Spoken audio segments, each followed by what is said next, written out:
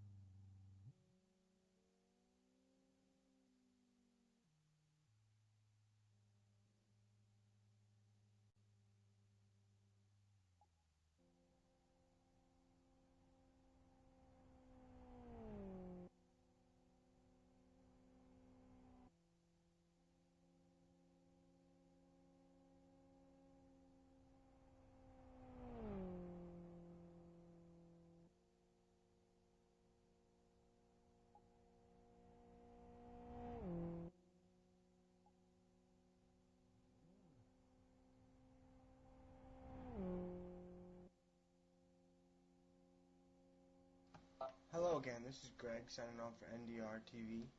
This is a broadcast of the Kyoto 250 qualifying session. Each driver is going to run a hot lap, out lap, and a hot lap, and come in, pit in the pits, and then decide what race is going to qualify in. Race 1 or Heat 2. Let's see what happens while we're driving along with car 1.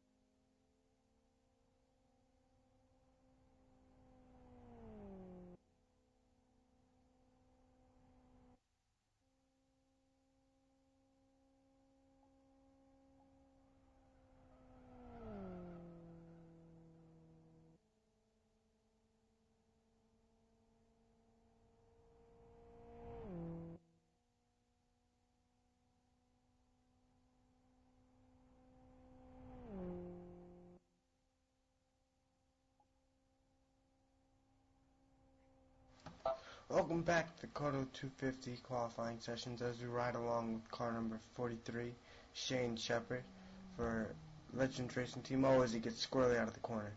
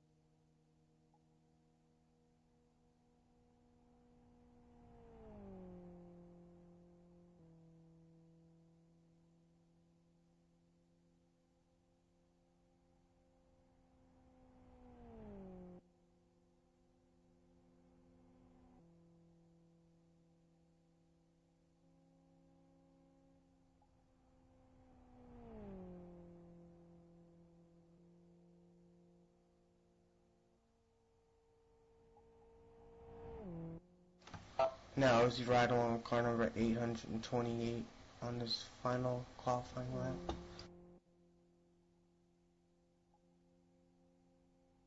With a time of 48:47.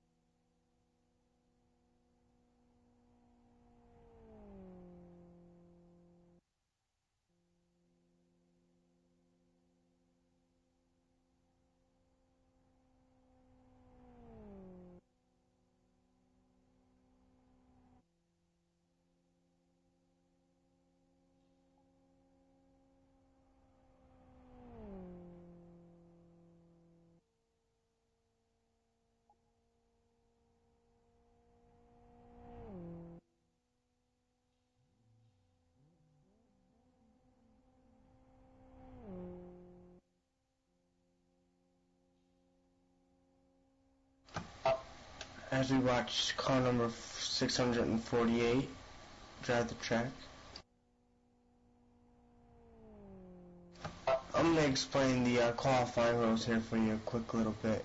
First off, in order to run this, you have to have one out lap, 2 hot laps, and an in lap. On your out lap, you gain speed as you come across from turn 1 into the tri-oval.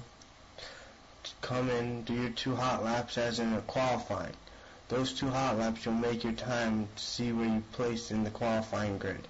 The in lap, you'll proceed as NASCAR drivers do, perhaps, and come back into the pits into a certified area.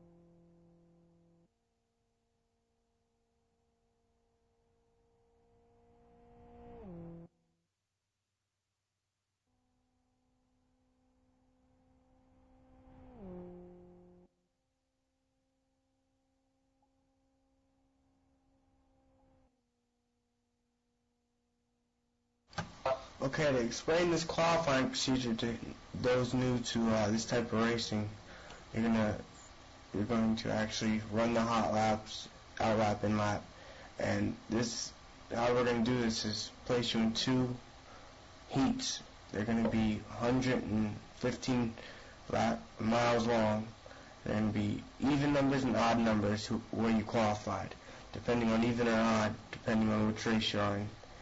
If you are in the odd, I believe you're in the first race, and if you are even, you will be in the second race.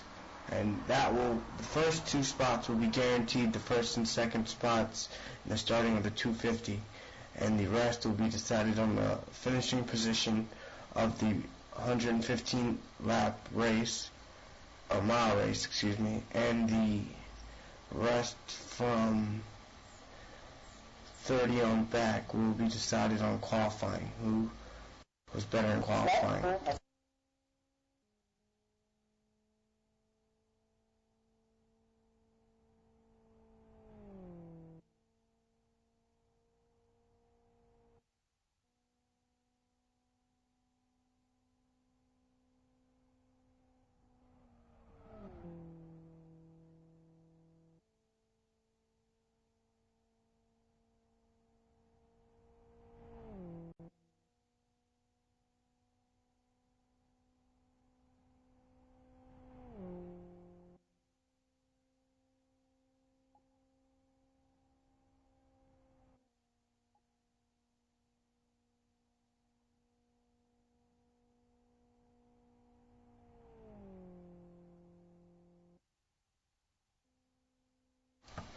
Today's broadcast of the qualifying sessions of the Kyoto 250 are brought to you by NDR, New Dimensions Racing.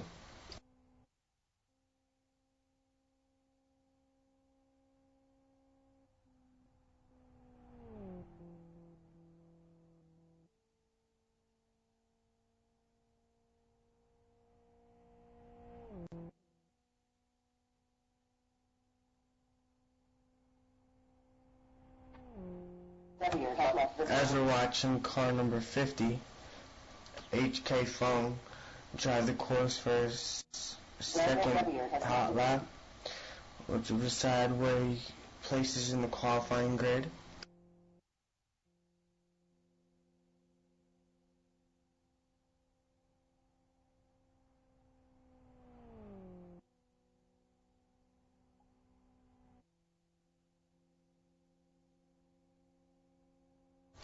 As you head down this backstretch into the last third corner of this unique track, you have to kind of stay high. Most cars, what you want to do is stay low, but staying low, these unique XRTs on this track, you kind of get a little loose and you lose speed. You want to gain momentum through that corner so that you can carry out through this section into the start finish line.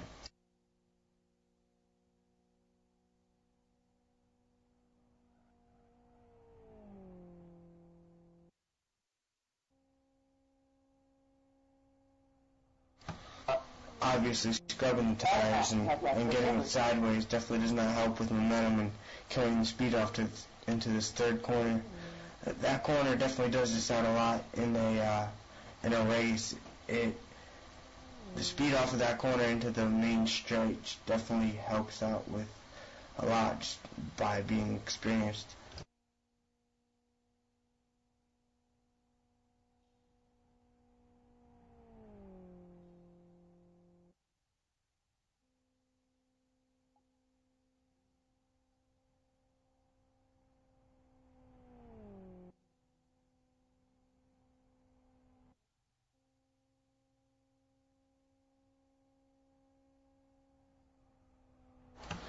As we ride along with car number 12 into his final lap, you see how on this corner he tries to keep it as straight as he possibly can. Off into the front stretch, as he passes the first line. Now as he passes the second line, you gotta keep momentum through there. You don't want to be jumpy on the wheel. You definitely want to be as smooth as possible throughout this whole course. Definitely keep the momentum and keep the speed. The speed is definitely a factor in these type of races.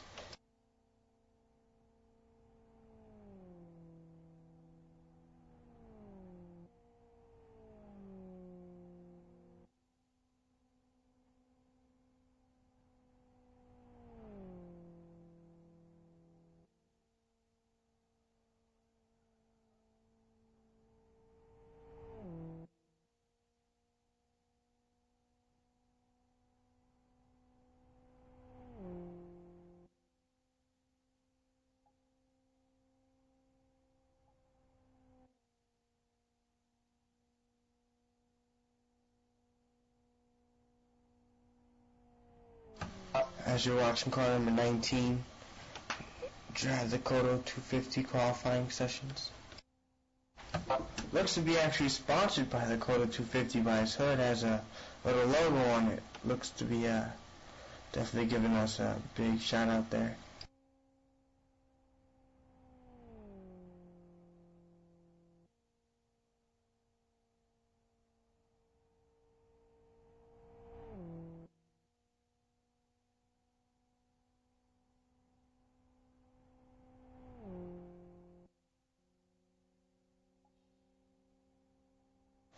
With a lap time of 48.64.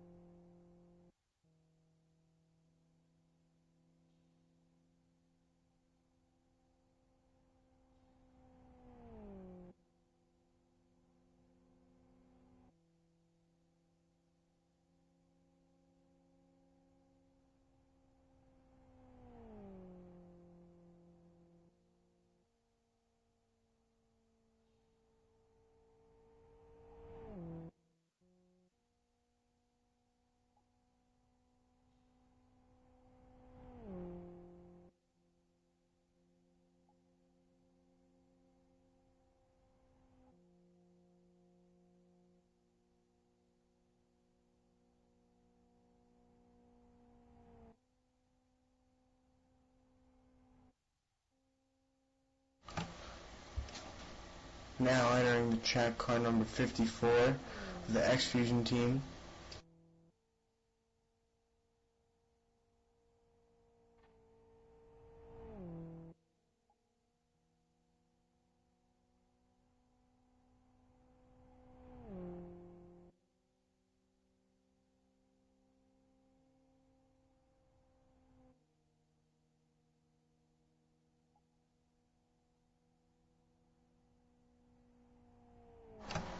His lap time was a 48.66 for his first qualifying lap.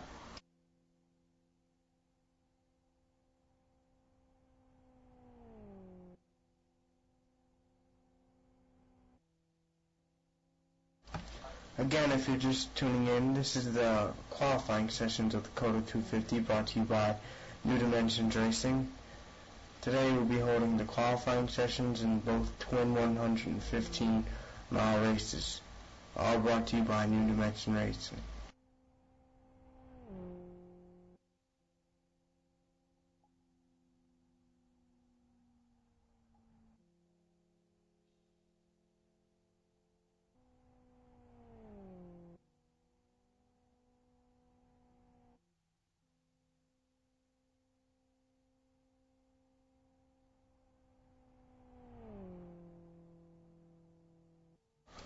Now as we watch the car number 05 enter the track.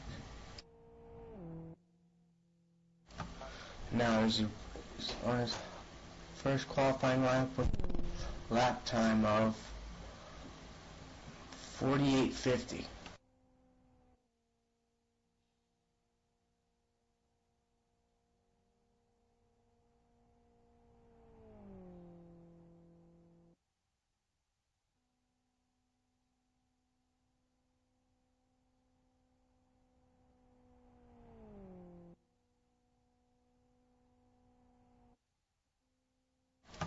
As you can tell, this is stock car racing, considering, for one aspect, the car look, the design, the decals of the car.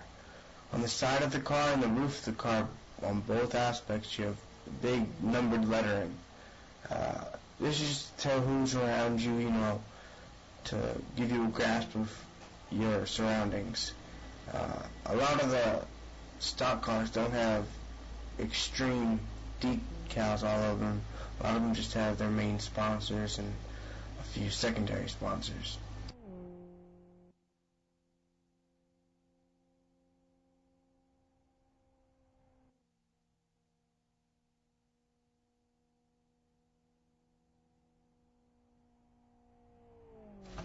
Again, we're live with car number 76, H-Say.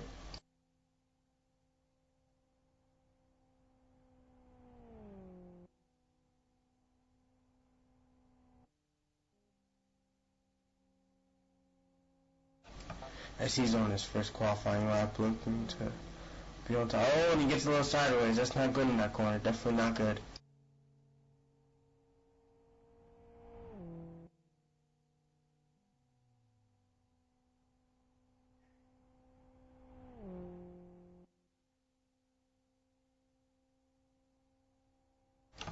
Looks to be a quite poor lap at a 49.20.30. Let's see what he can do on his second try.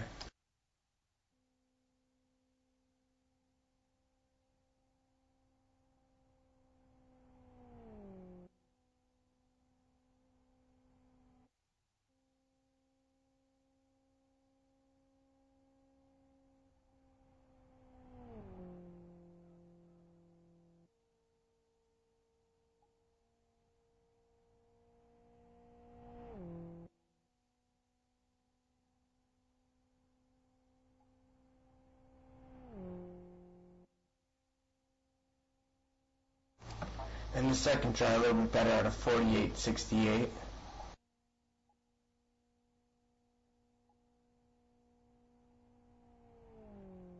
Now as he pulls off on his outlap.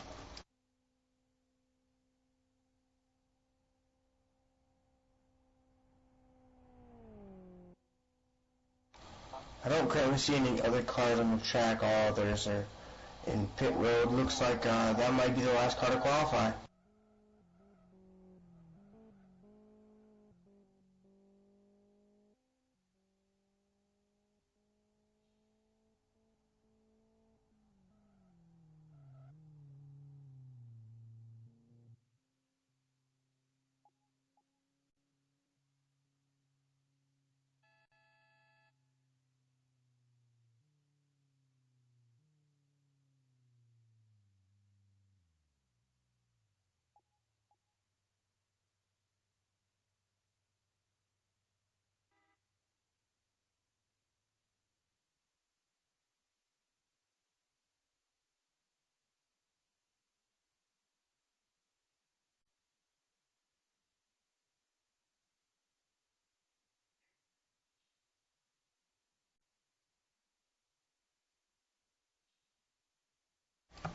I actually believe this is not the last car, although the car that should be pulling out of the pits right now is apparently not.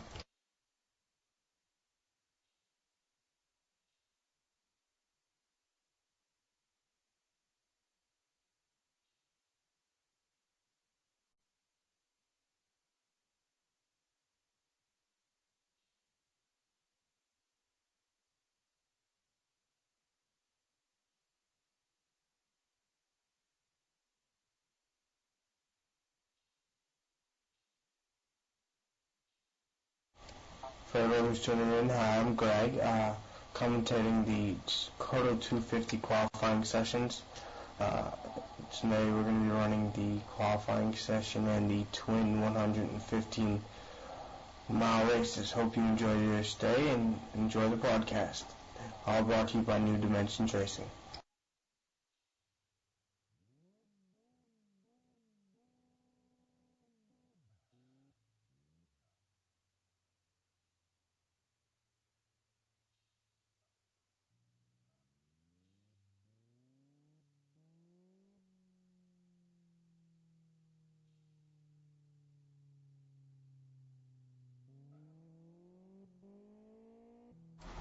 Looks like we have car number 76, Say, rejoining the track, looking like he's going to take a retry, I guess.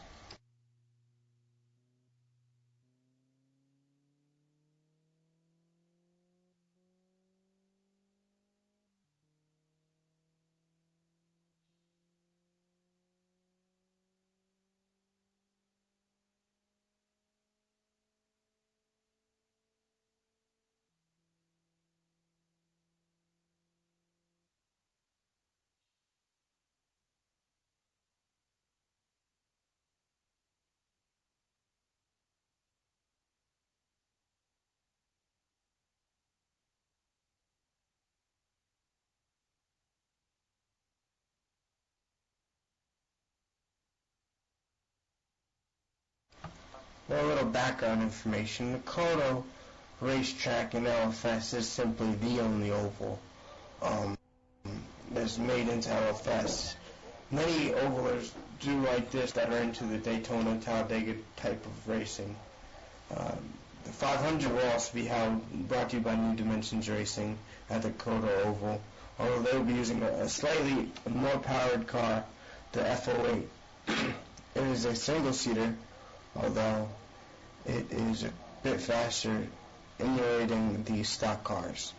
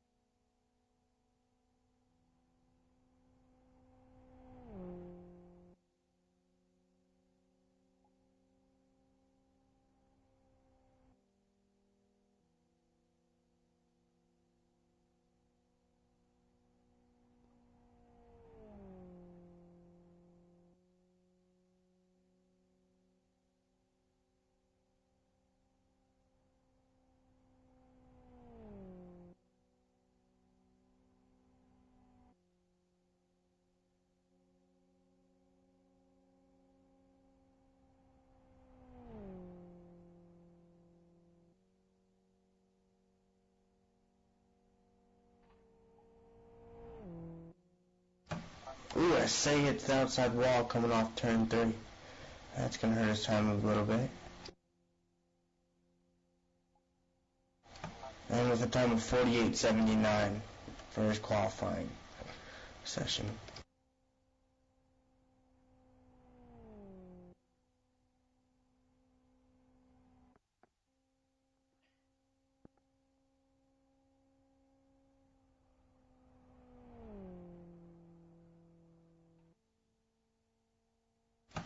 Now as we have car number 66 from Richardson from the Race Radicals racing team.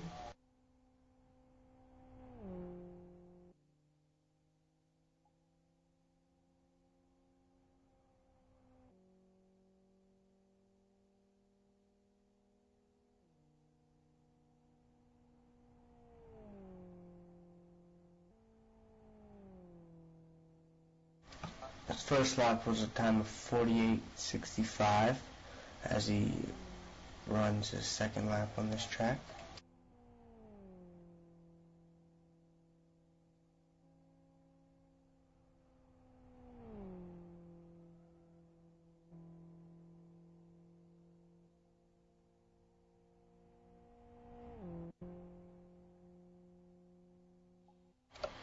And as he crosses into the front stretch, his lap time of a 48.53.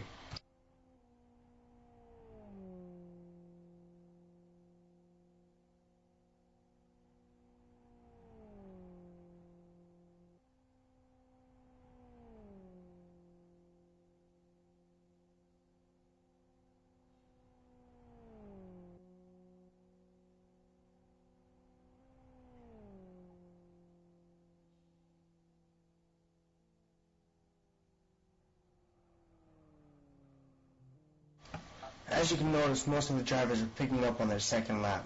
First lap, usually you gain speed on, used as a tool to help you to go fast on the second lap, get your tires warmed up a little bit. And then on the second lap, you usually try your hardest to get your best lap so that you can use that as your qualifying lap.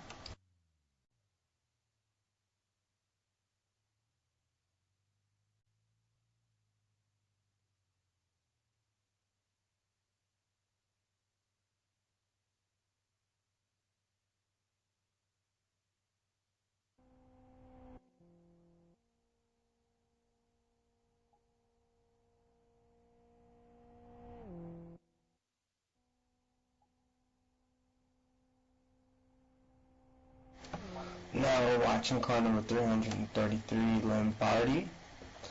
His first lap of 48.39.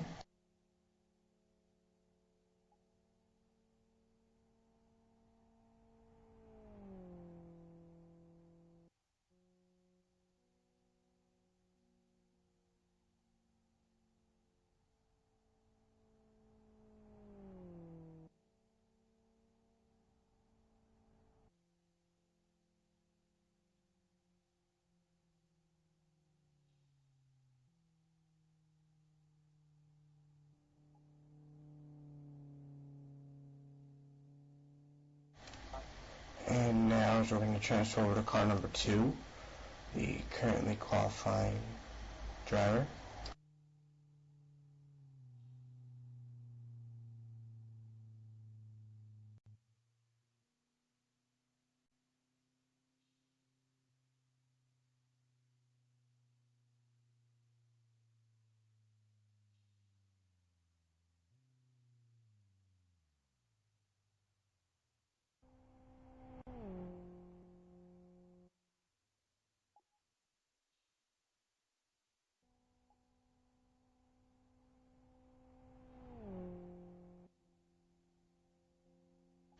In car number 2 with a lap of 48.34.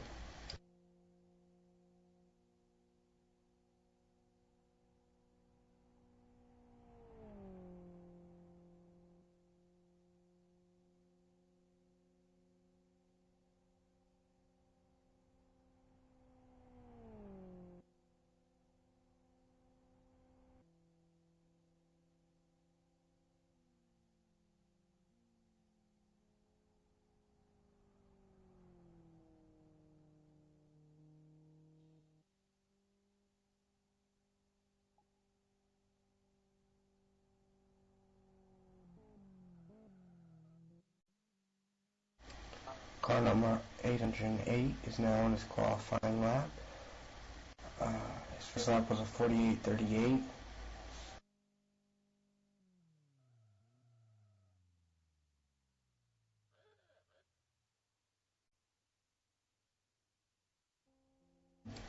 Now as he comes turn 3 for his final lap.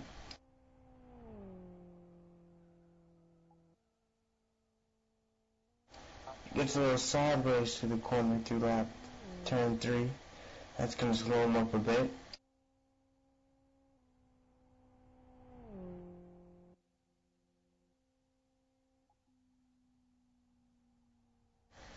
And with the lap of 48.54.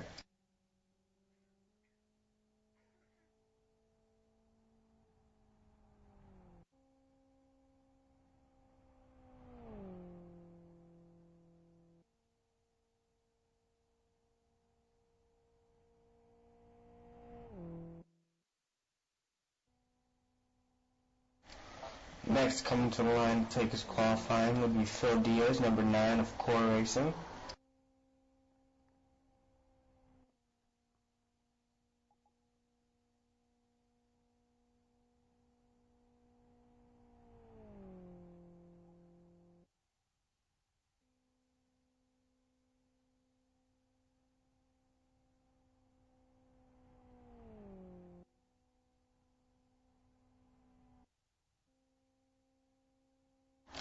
And Phil's first lap was a 48.23. Let's see if he can better that on this preceding lap.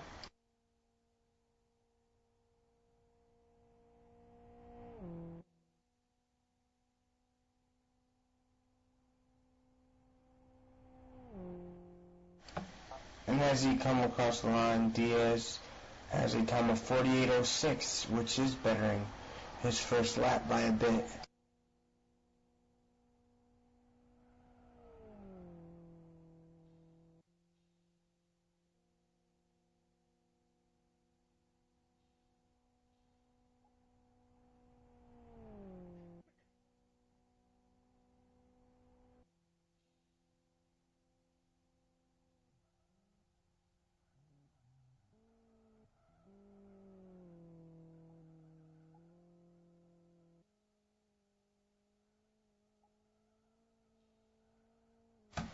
As Diaz shows you a little bit of drifting heading into the pits.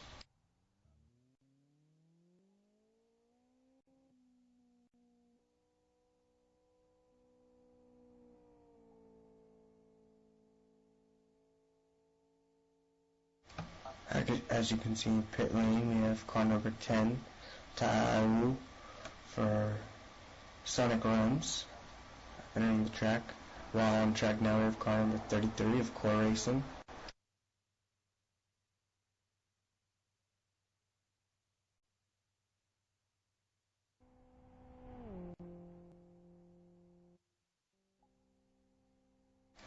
And a 48.40 for car number 33 for his first lap.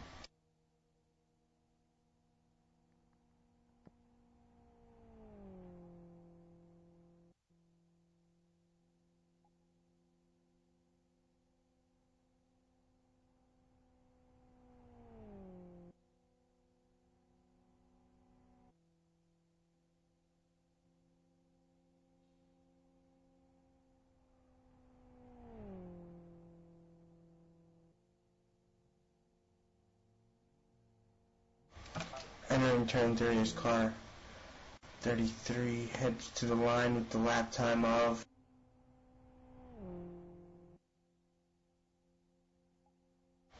48:20.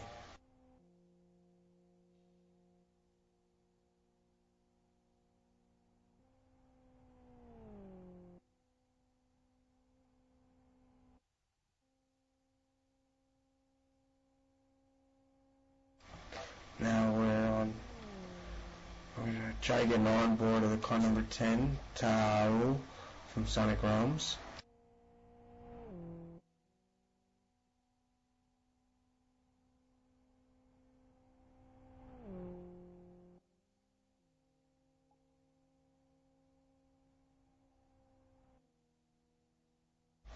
Well, his first lap of a 48:29.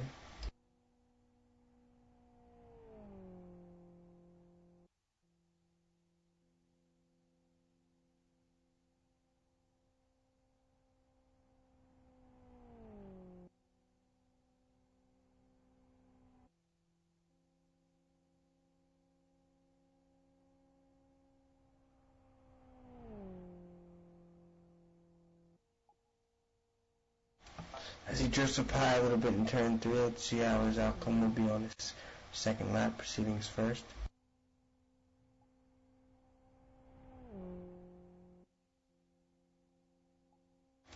And a lap time of 48:21.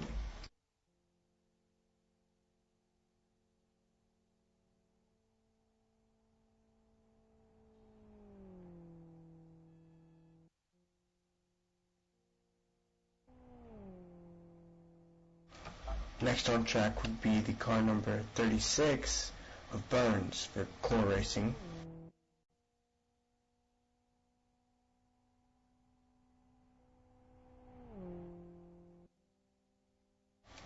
And for his first lap, he gets a 48:39.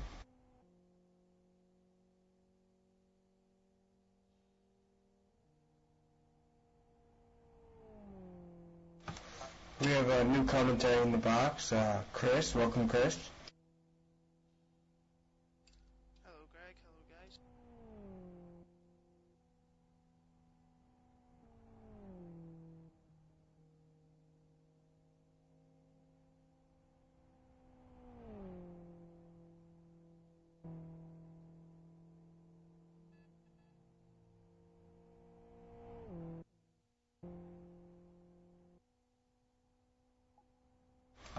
And car number 36 Burns for his second lap comes across the line with a 48:28.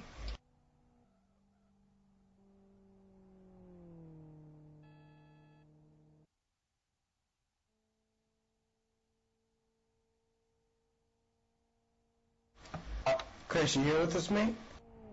Yeah.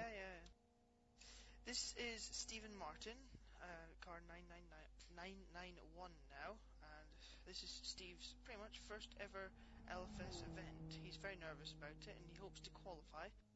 I hope he qualifies too, because as a personal friend, he'll probably give me a lot of grief if he doesn't qualify.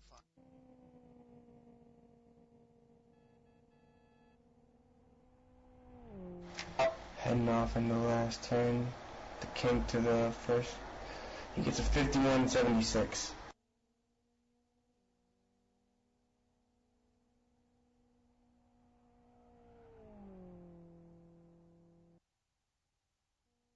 And gets a massive twitch on the exit of turn number 1, and I'd say that this lap is pretty much ruined as well. Yeah, that little twitch right there definitely ended this run for him.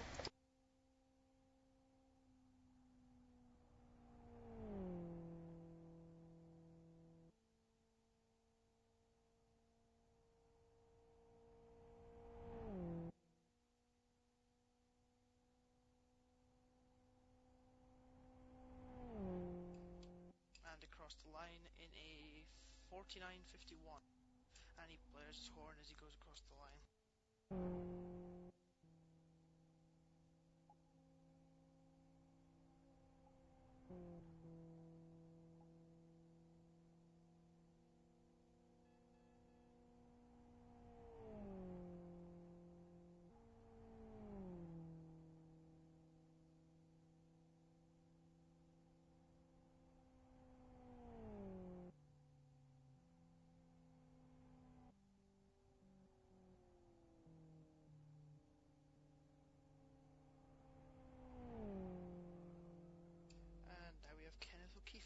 16.92 is his first sector split. He comes round turn 3, has a little slide on the banking, and toward the line now. And with his first lap of his Legends Racing Team powered car of a 48.29.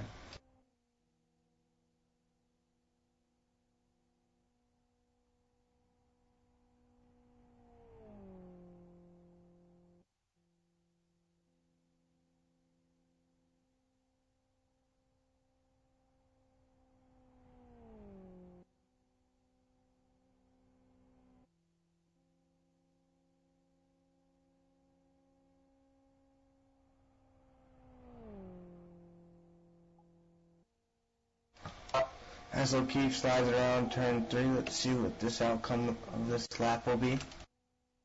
Certainly a much better first sector time. And O'Keefe comes up to the line, and it's a 48.08. Quite a nice time for O'Keefe. Definitely a good time for O'Keefe.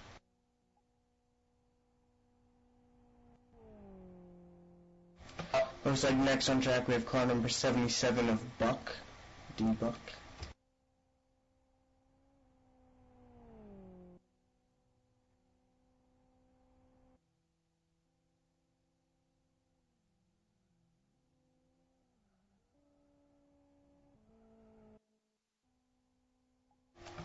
Buck across the line with a 48.84.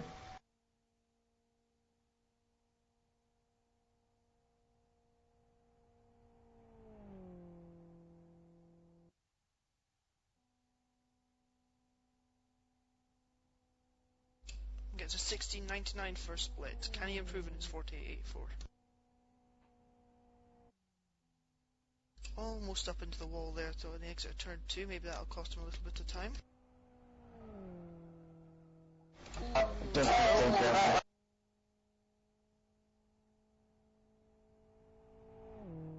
Don't know about you, Greg, but I don't think this is going to be quicker. I don't think this one's going to be much quicker, and if it is, it's slight quicker, and it is it's a 49.18, definitely slower. Yeah, just a slight slide. Turn 3 is a bit tricky. Just one small slide and your lap's completely ruined, as we saw there. Yes, we did witness that. And next on track we have car number 16 from Core Racing, Nolan Scott.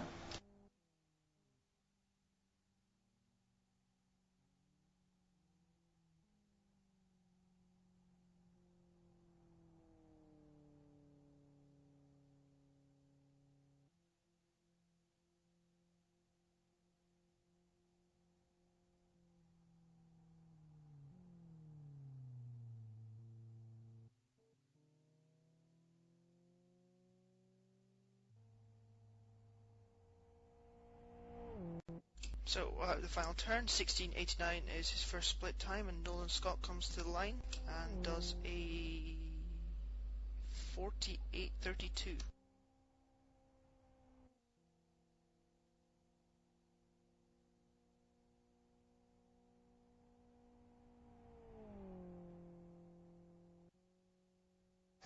And Nolan was this split time. This lap of a 16.82. Let's see if he can improve upon that lap.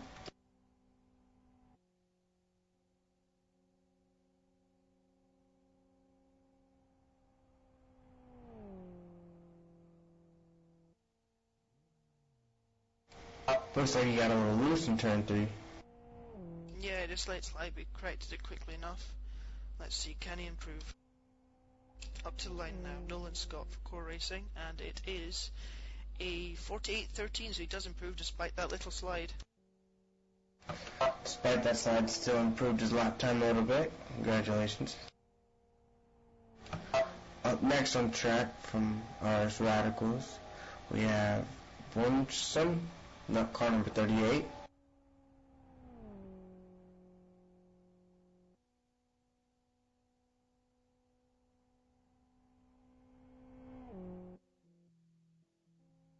$17.02 first split. Here he comes to the line.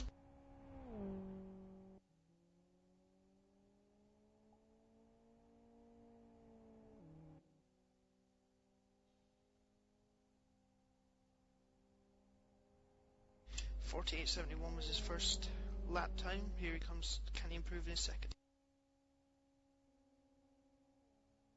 16.99 first split.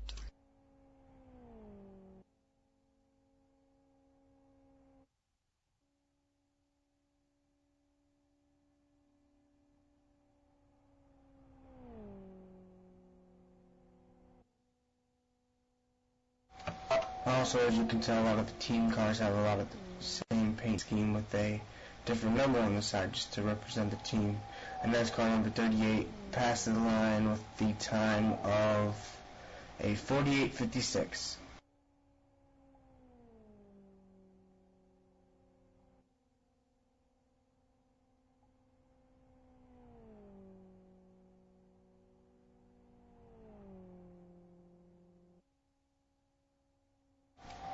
Up on track next, we have the car number 7, Mick, with it looks like a completely unsponsored car, completely no skin on this car.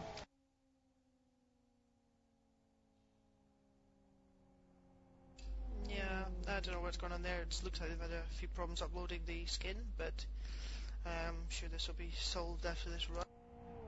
Here comes to the line, 16.97 first split.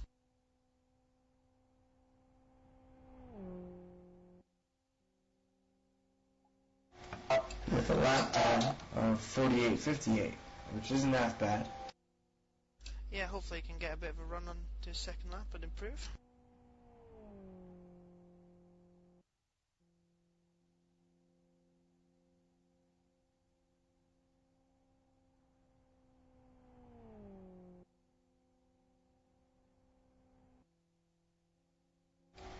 Car number 7 with a split time of 16.88. Let's see how he can do on this lap.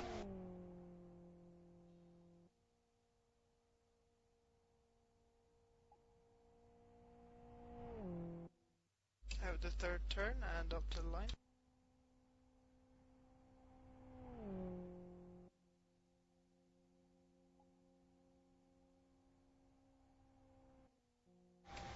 And with a lap time of 48.43, improving slightly on his first lap.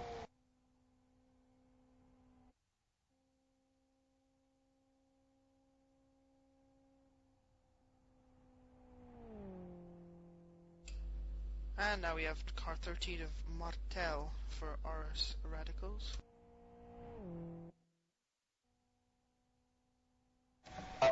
Martel comes up to the start finish line.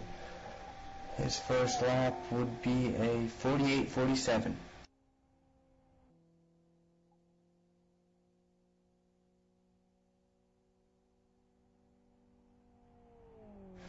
And as they're calling him in the chat, Leather Boy Martel, with a first split of 16.91.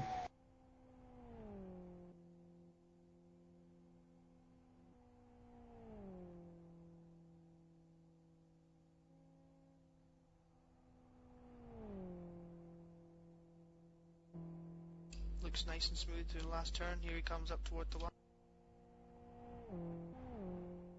Can he improve? Looks like he's going to improve.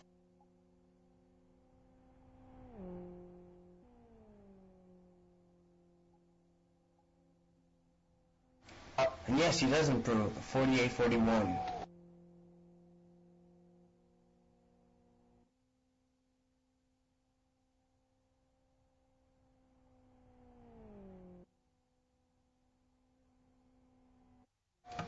Next up on track, we have Clockwork Motorsports, car number 61, Wang.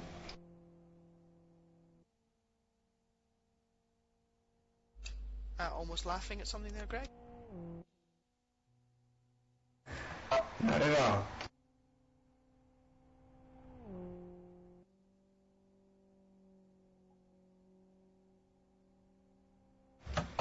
And car number 61, Wang, with the lap time of a 48.36 for his first lap.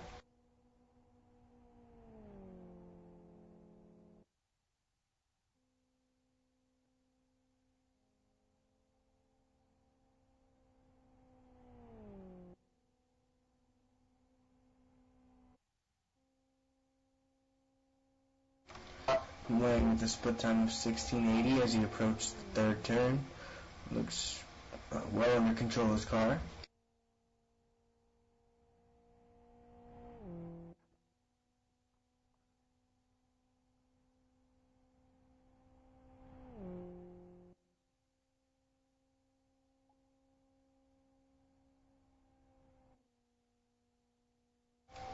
And his second lap of 48.20.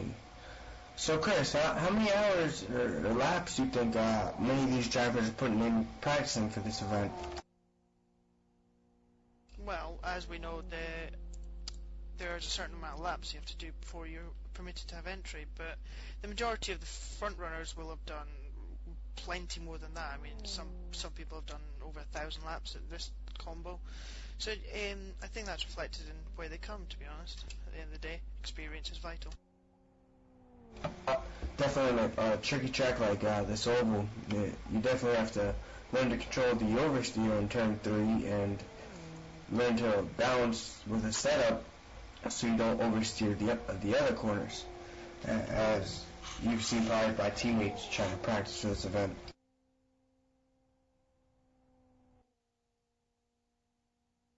Car number 41 with a lap time of 49.36 for his first lap.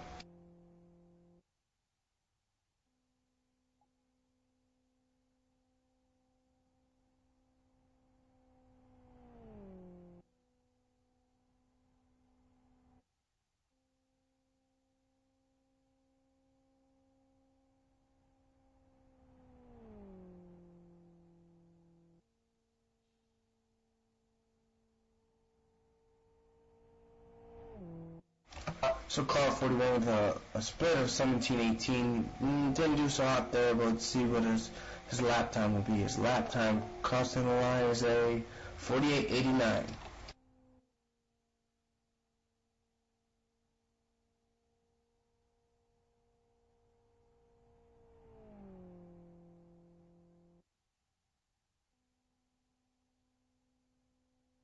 And it appears that he was our last car out, so that should complete the hot lap phase. That would complete the hot lap phase, and for you those viewers who don't know, after this hot lap phase, we're gonna take a bit of a break, I guess, and we will commence with race 1 of the 115-mile sprint races to decide where the qualifiers will be for the Kyoto 250, brought to you by New Dimensions Racing.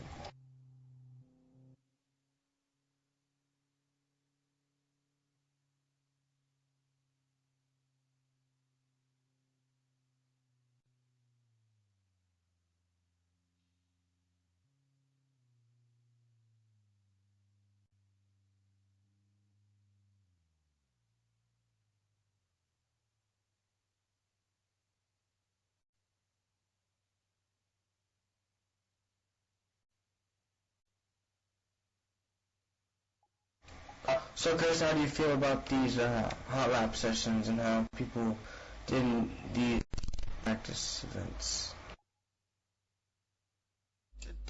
Are you talking about what Mr. Nolan Scott said in chat? Just, just for those that are not in the chat, which I'm not entirely sure there won't be, but Mr. Nolan Scott, as soon as I'd said, oh yes, I'm sure they put in plenty of laps, Nolan Scott came and said, I've never tested this setup before. Oh, great, thanks, Nolan.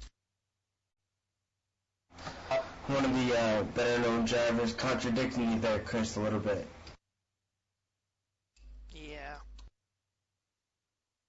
Evil.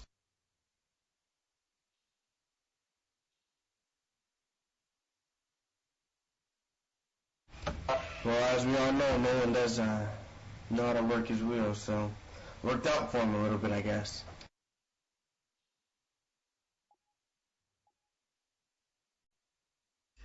Apparently, we might have one more qualifier. I shall just confirm this.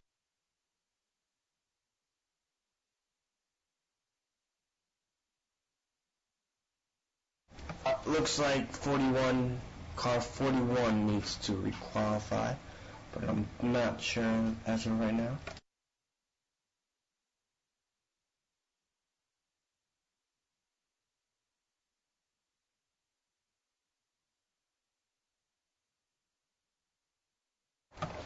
Just so everyone watching knows, we're gonna have Michael Passingham in the commentary booth in a quick minute.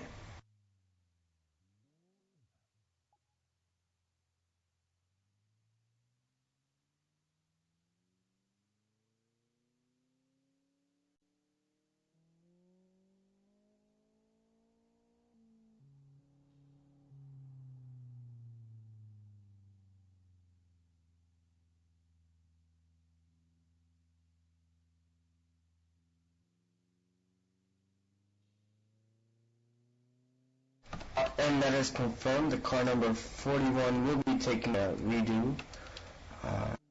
Let's see how he does in his laps.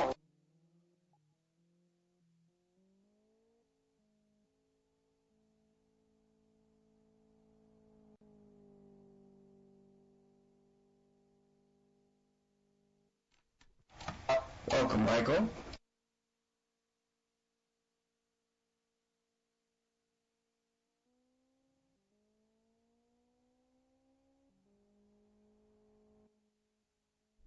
It's alright, you got totally deafened there. Give me a few minutes. I'm correct.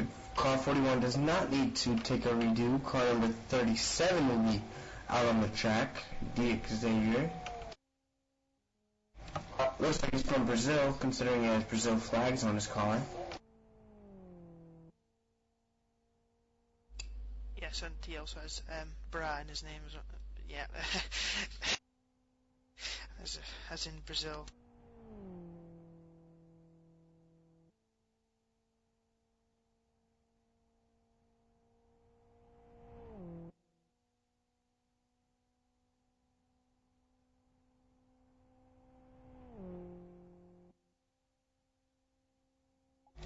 So as we watch as he takes off in his out lap, let's see how I do on his first lap.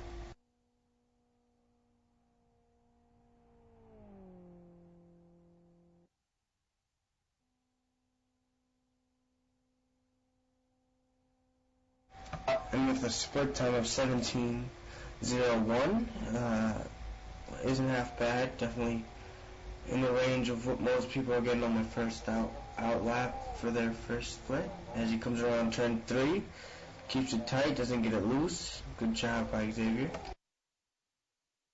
And then immediately comes out. Yeah, he's appeared to lost connection. That was strange. He wasn't lagging at all. Very weird.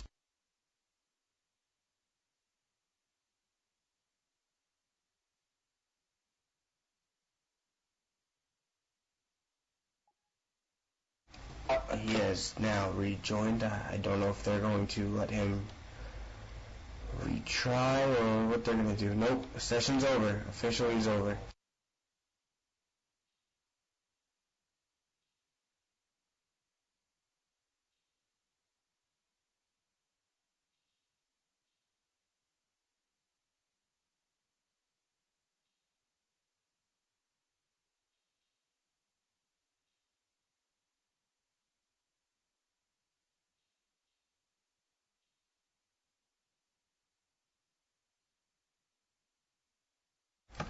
So I'll let you guys know in 15 minutes we're going to sort out who's in what position, and let's see what race they'll be in. Whether they'll be in the first of the two 115s or the second 115.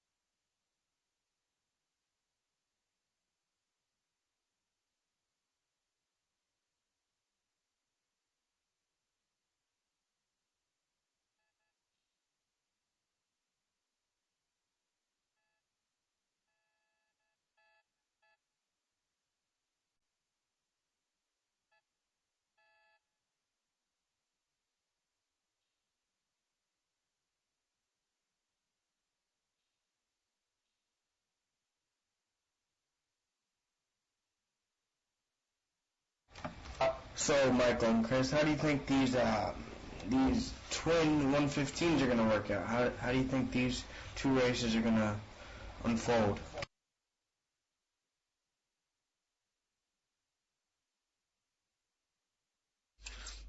Hopefully there won't be a massive crash, and it won't be a bit of a wreckfest like one of the practice sessions was. Yeah, you'd hope that the practice sessions have weeded out all the crashes and the guys who just don't behave properly, but yeah, I think these races are going to be pretty good actually. I'm pretty confident that they'll do some good racing and entertain everyone. I'm pretty confident that the administrators of the race have definitely figured out who they don't need in the race anymore. And I do believe these races will have a lot of close racing, but a little bit of bumping, not won't hurt too bad.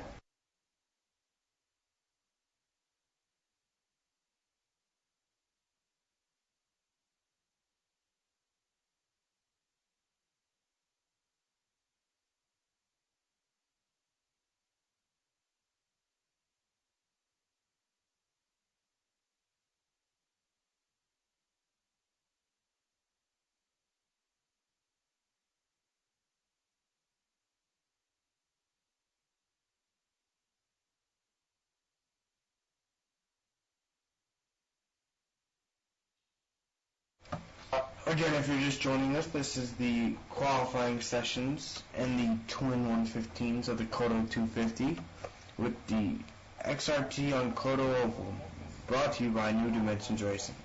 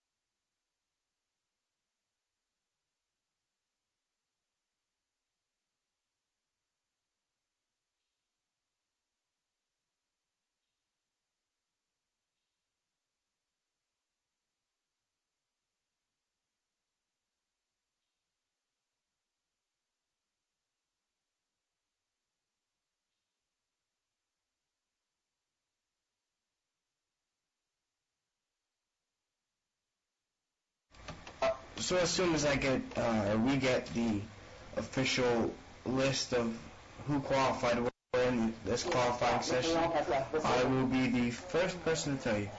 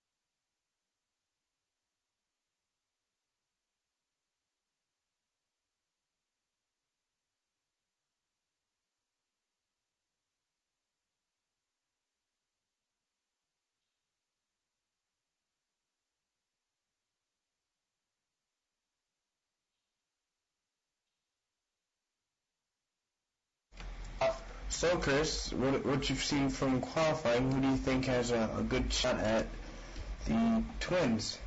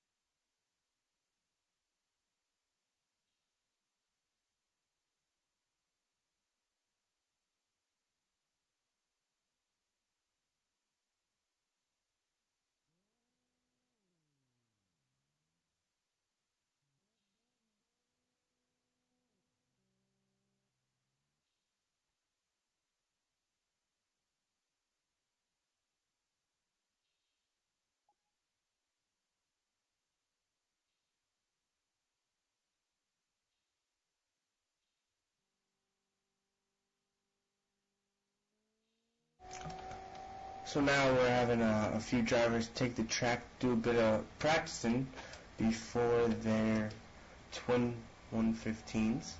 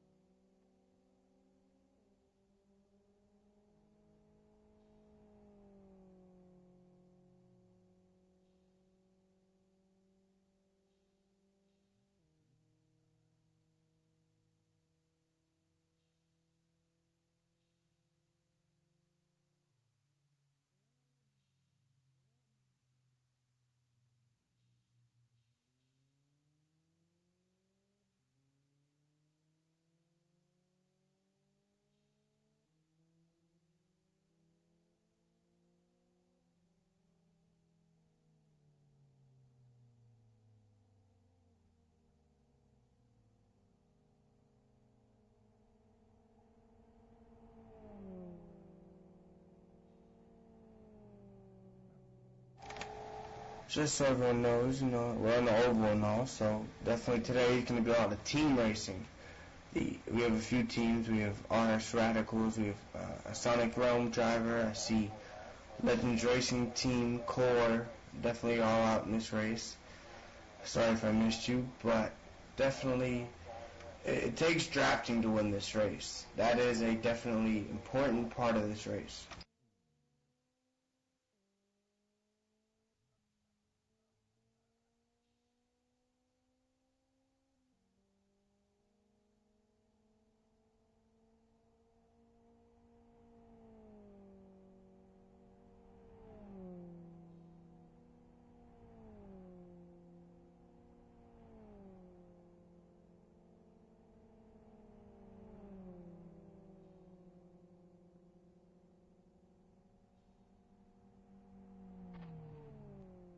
I have to admit, I'm very impressed with Taha from Sonic Realms Racing for not running out of fuel like he did in the head-to-head event. That's well done, Taha. You actually learned for once.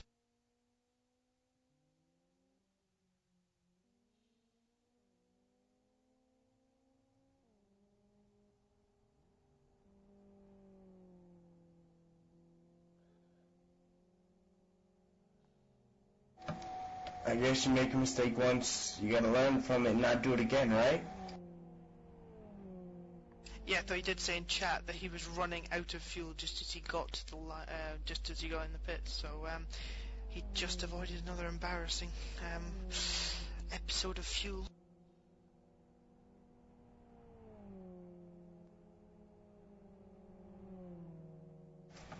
Definitely would be embarrassing to run out of fuel on your last final qualifying lap.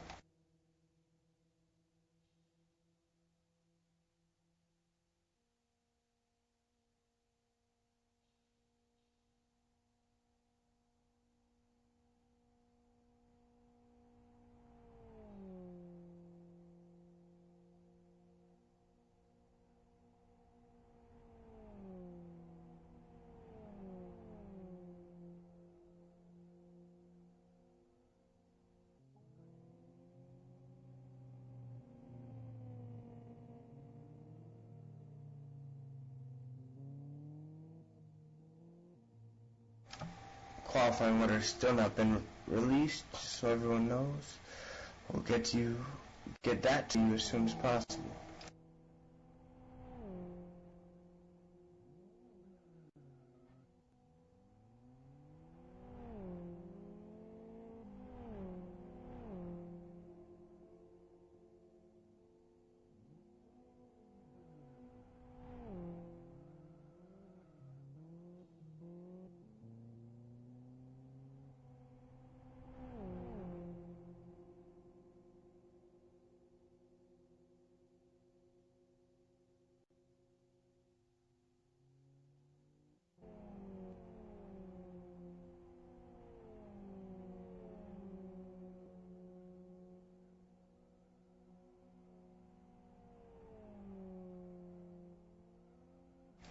Always on the screen we see a car and doing donuts apparently. Trying to regain control to get back to the pits, I guess.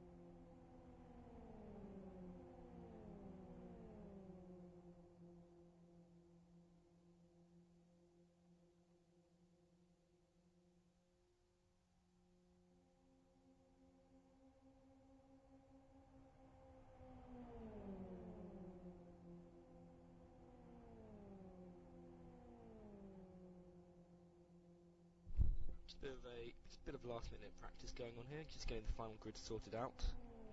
All the drivers putting in those final laps, although really by now they're fed up with this.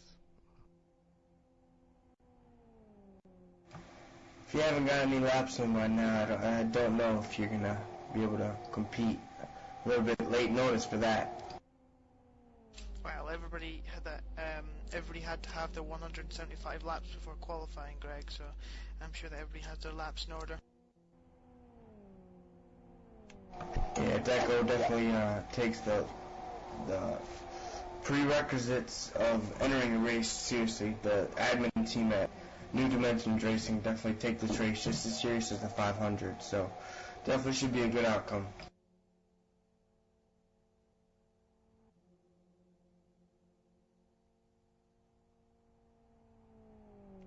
Now, who have we got driving the safety car today?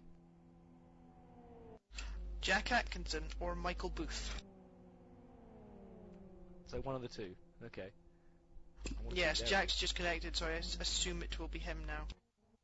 And we're now getting a lovely panoramic view of the infield at Kyoto. How did that happen? I don't know. I was searching for the safety car. There he is, Mr. Safety Car. There he is, pit lane. Which one is it? It is... I think it's Atkinson. Yes, it is Atkinson. Let's see if he spins. I'm thinking he might be. Sometime soon. Well, that's what he does best, failing.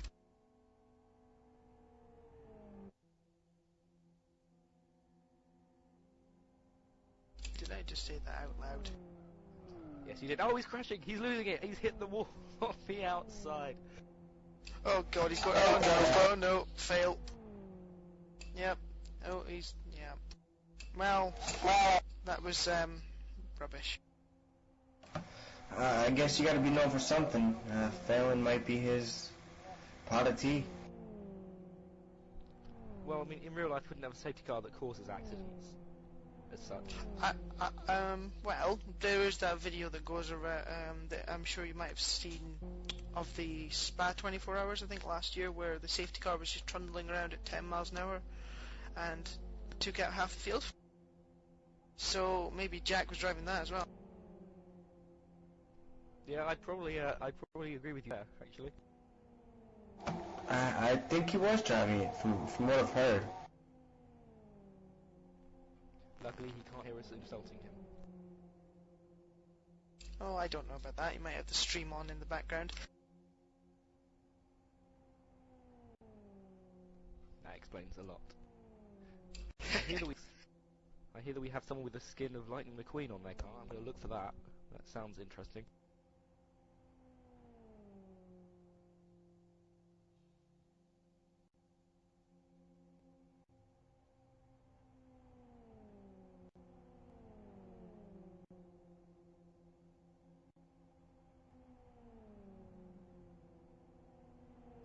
I don't actually see him on track, but he may be in the race, so we'll see. Car 14, isn't it? Oh, he's the blue version of Lightning McQueen. Yes, the one after the film.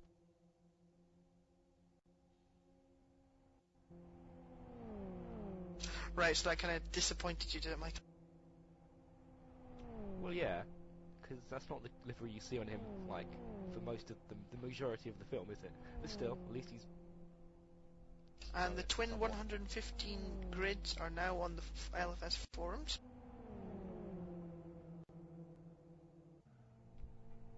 Hang on a sec. The Lightning McQueen never had a cat on the front of his car, did he? No. I don't believe so. Oh well, they're doing some nice some sort of pack racing here, so you can watch that for a while. Hopefully, well, this will show you what we're going to see during the race without the crashing, I assume.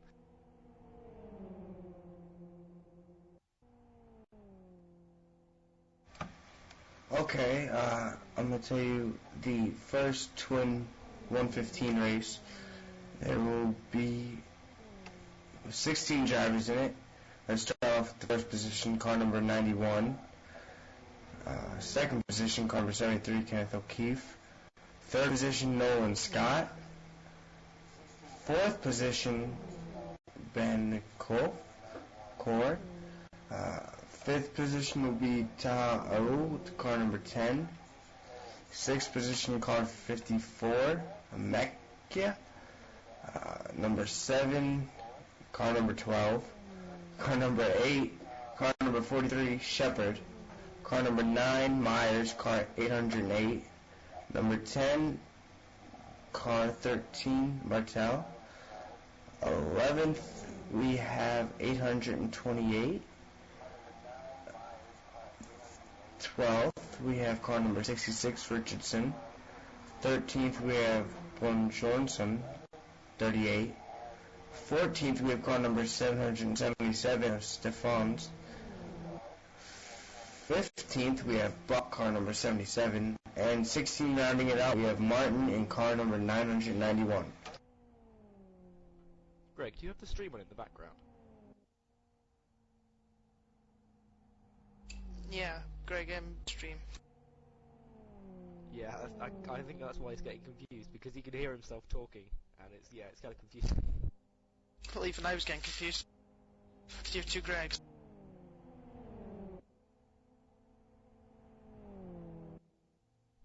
One is enough.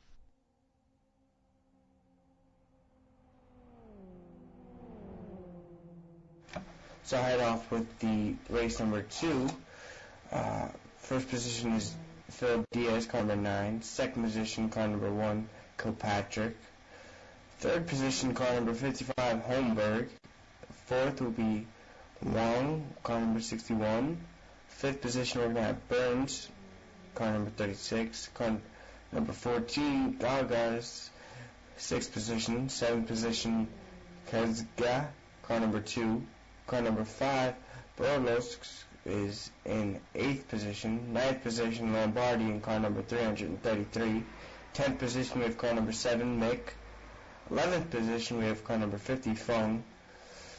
12th position, we have Dangley, car number 648. Car number 15, Kurt, rounds out with 13th position. 14th, Say, with car number 76 and 14th. Car number 51 in 15th position, DeHerne. And rounding it out in 16th position, car number 37, Xavier.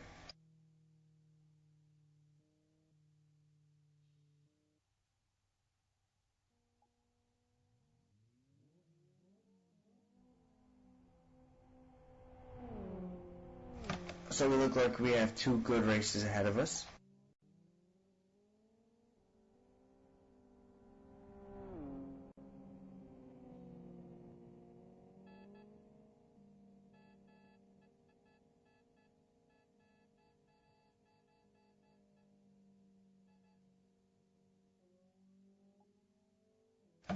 So now, having all the drivers qualified, we're going to have a little bit of a practice here, I guess, and then we will be followed by 2 twin qualifying races, 115 miles.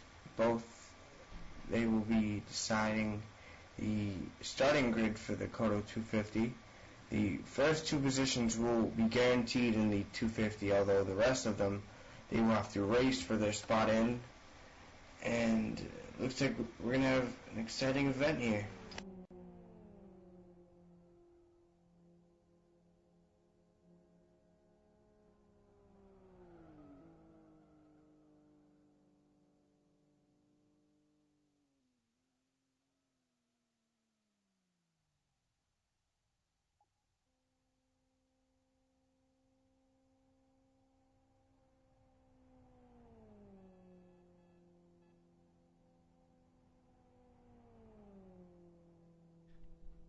In a few minutes, we're going to get an interview on with the race director, Jonathan Palmer, just to give you a final rundown of what exactly is going on and what he's been doing with his day. Well, not with his day, but with his organisation of this race. Knowing what he's doing with his day would probably be very boring. I don't know, I think Palmer definitely has an interesting life, so, maybe it might not be so boring.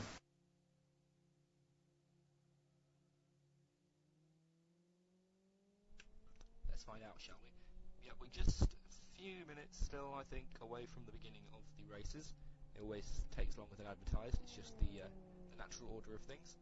Um, Hello. Good afternoon, Jonathan Palmer, race director.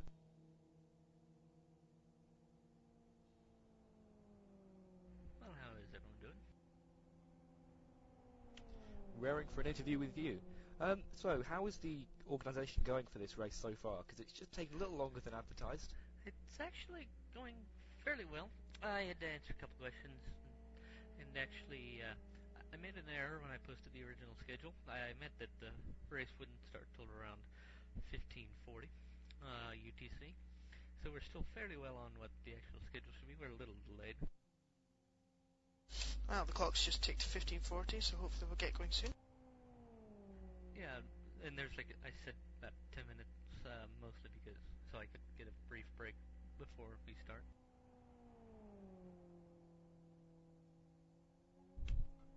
What are you expecting from these races? Because initially, when we first started all these events, there was plenty of crashing going on in the practice races. But do you think these drivers have learned and ended up with some good driving skill for these races? I think so. I think this first race has some the heavy hitters that we saw last year in the 250, and so this should be a fairly competitive race, at least in the front half of the field. The other race probably be some of the same, um, but definitely should be some competitive action in this race.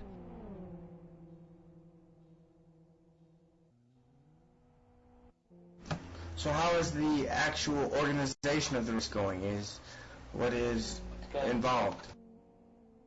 It's going quite well. I just had to sort out from qualifying who's going to be in which twin race, and but yeah, so I've got that done. Those are all posted. You can check that out on the NDR forum. See who's in race 1 and who is in race 2. There's 16 in race 1.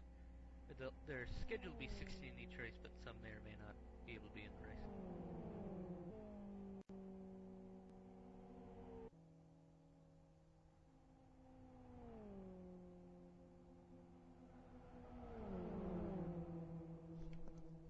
Would you have organised this race 2 times now? But do you ever have the desire just to be out there yourself driving the cars? No, I actually enjoy watching the race and making sure everyone else is having a good time because I can tell from the amount of signups we had, and the amount of people that we had meet all the entry requirements, and the people we have here, that there's a lot of people who are interested in this type of racing. So it's always good to help out the community in this way. Yeah, NDR definitely is one of the organizing teams I've seen. Definitely do a good job.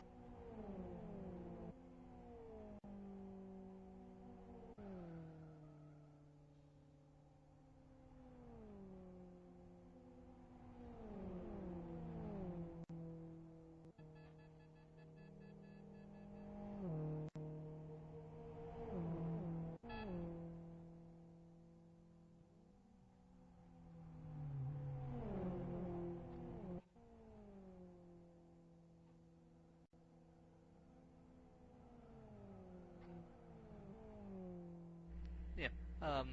Have you explained the rules for the Twin 115s yet?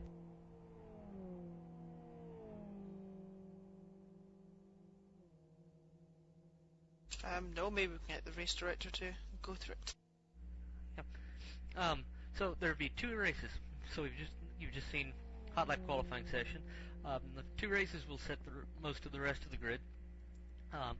If they qualified in first, second, or first, third, fifth, etc., they're starting in race 1. If they qualified second, fourth, sixth, etc., they'll be in race 2. But first 2 qualifiers on hot laps, the front row, are locked in. They still race though, but they're not counted in the order of who gets qualified.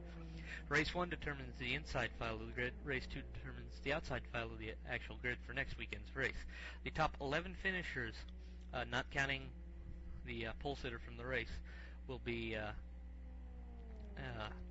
starting in that order. So if you win the race and you weren't the pole sitter, you'll start third if this race 1. If you win race 2, and you weren't the pole sitter, you'd start 4th, so on and so forth. So that sets almost all the grid except the last 3 rows are reserved for the fastest qualifiers who did not get in through the twins.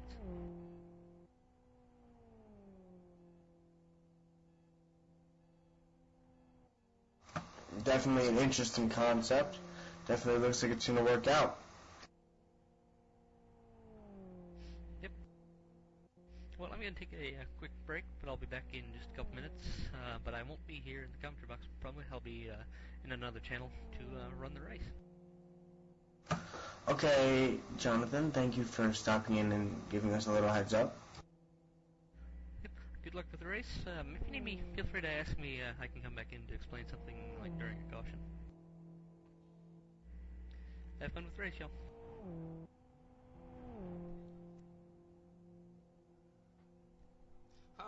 Good news, guys. We have no onboard cameras.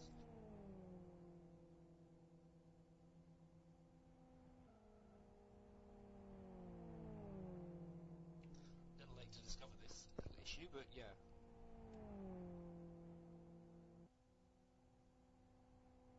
That is definitely a little bit late to figure that out. Maybe they might be able to get it back up by the first or second race, possibly. That's unlikely unless we can summon Timo Hinion from the depths of hell, wherever he lives, to add them. I'm not sure where he is right now, so we might just have to grin and bear it, I guess. I guess that's what we're going to have to do.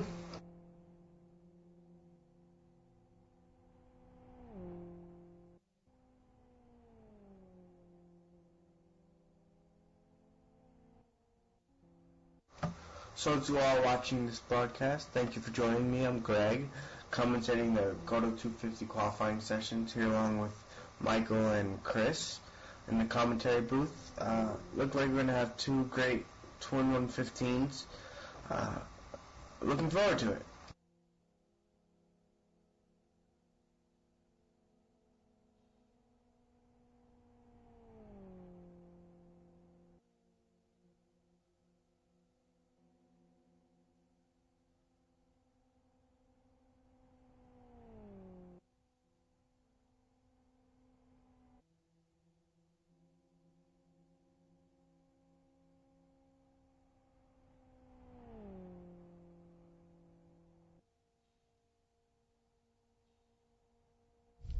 Okay, for the first time in my life I've been asked to speak louder, so this might help. Yes, we do appear to be having a few volume issues for those watching on the stream. We can only apologise for that. Not entirely sure what the problem is, as I believe we have our outbounds up at the maximum allowed, so not entirely sure what the problem is.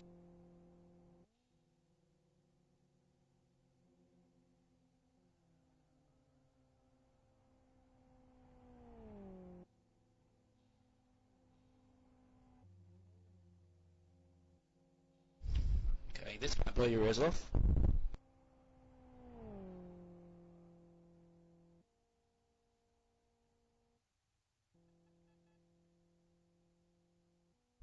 Oh no, that's just distorted, that's good. Right.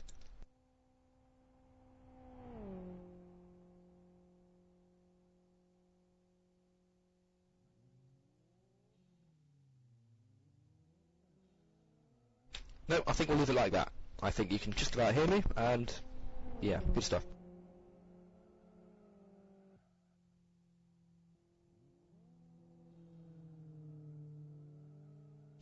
However, So, Michael,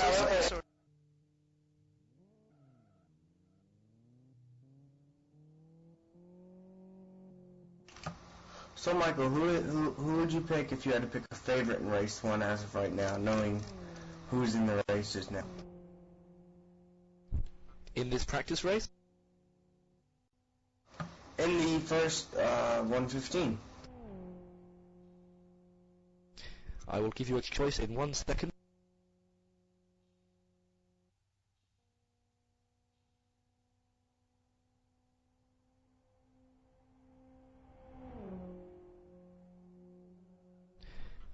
Right, well, looking at the grid and how incredibly close it is, we got Cleo Datas on pole, and Kenneth O'Keefe second, Nolan's got third, and Ben Keel fourth. Well, that's a very good grid actually. I know I'm going to say Nolan Scott because I think that he'll find a way through Keith and Cleodatus and maybe find a way to win. I don't know though. It's anyone's race really. Yeah, this field grid definitely looks promising to have some tight racing. All of the first, I'm going to say, 5, 6 drivers look like they have a chance to win.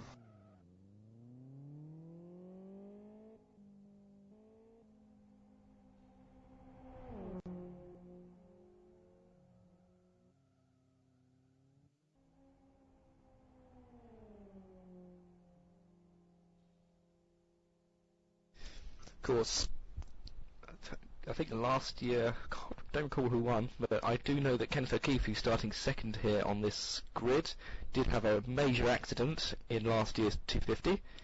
That was within the last 15 minutes of the race, I really believe. That was a shame for him. Maybe this time he'll do a little better.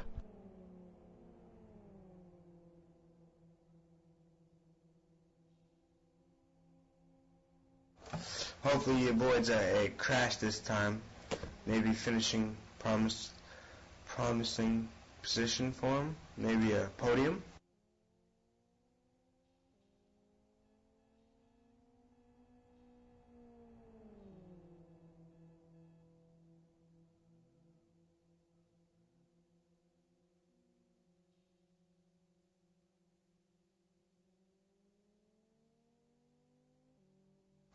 So Chris, who do you think's gonna have a good chance at this?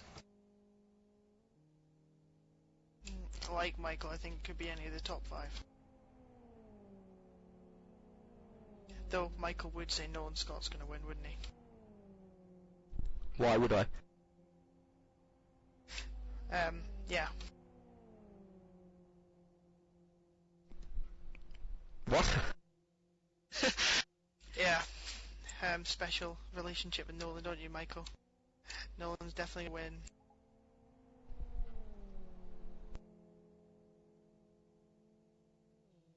Oh my goodness, I don't know. Randy just speech. I don't really know what to say to that, to be honest, so I'm just going to let it slide. Well, from a previous event I saw Kenneth O'Keefe actually beat Nolan in a practice race, so I'm going to say Ken might be able to hold him off on this one and actually win it. Yeah, Ken is definitely very good on the oval. Whether he doesn't make a mistake or not, we'll have to wait and see. If he doesn't, he should be in with a good shout. I agree, Greg.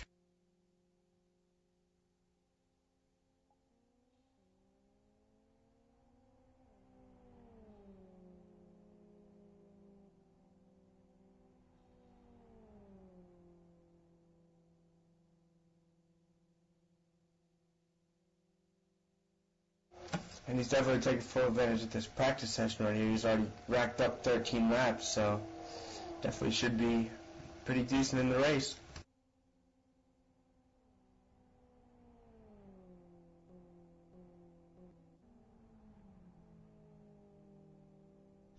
Just looking at last year's result, last year it was Ben Keogh who won with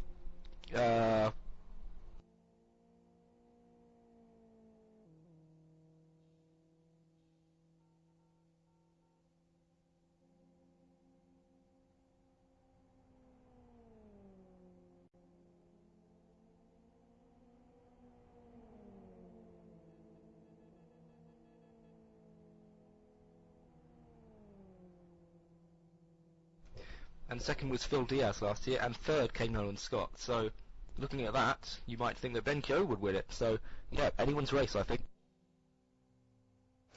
It definitely will help both Ben and Nolan, their teammates, where Ken has no teammate up there with him. His closest teammate back in 8th position, Shepard. So I'm not quite sure. It all depends on how the race goes.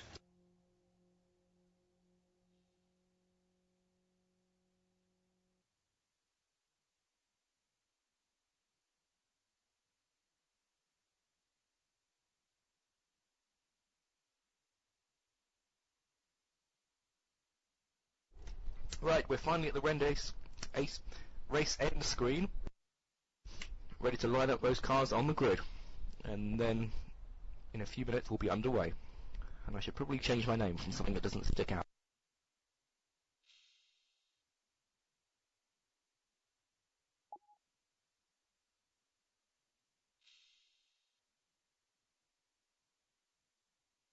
Oh, looks like our safety car today will be Michael Booth.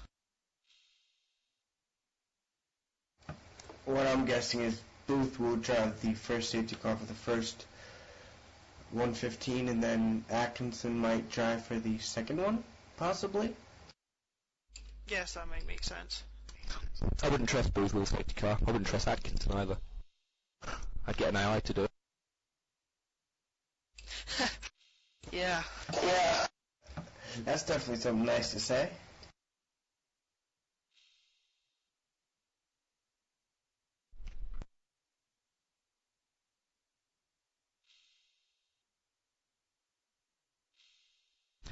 Yep, so we've got 3 IDs clear updated on the grid.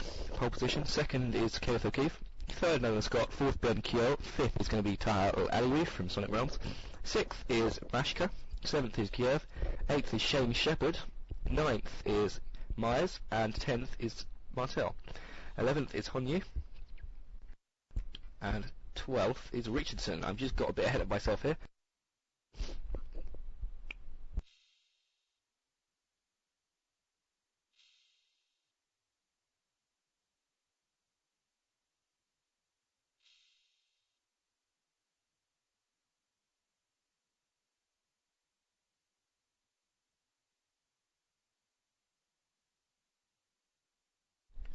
Thirteenth is Bjornsson. 14th is Stefanov. 14th is Buck, and 15th is Martin. And that is the 15 grid. No, that's 16. How did I get to 15 when there's 16 cars? I have no idea. Because you said 13 twice. There we go. And Jack Atkinson is swapping up. Oh, Boothie is no longer the safety car. He'll be crushed, I'm sure. Do we want to take bets on whether Jack will hit the wall, or are we hoping he won't? Or I wonder what Deco would do in that situation. Sorry, I wasn't really listening there. What did you say? If Jack was to hit the wall like he did when he was practicing, what Deco would do? Would he restart the race, do you think, or would he just let it go? I think he'd probably ban Jack from the surf and pretend it didn't happen. But actually, the safety car does have a speed limit, and Jack Atkinson was breaking that speed limit earlier during his practice run, so I don't imagine he'll be going that quickly during the actual start. Well, let's hope not. Yeah, we can only hope.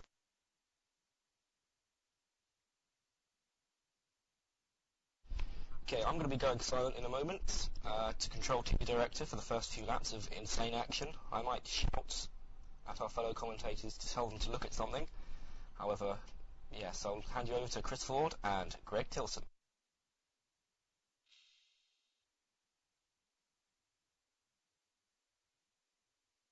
And we're still waiting for the start here. I think they're just readying up now. Yeah, we have Jack as the last two ready up, so I think they're pretty soon to starting. In fact, Deco Jester is just giving his pre-talk, including the words of wisdom. Remember, you can't win under safety car, but you can sure lose it. Tongue twister.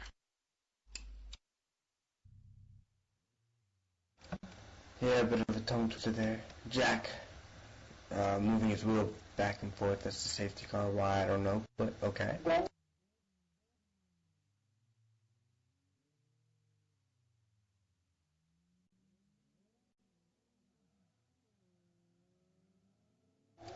And they're rolling.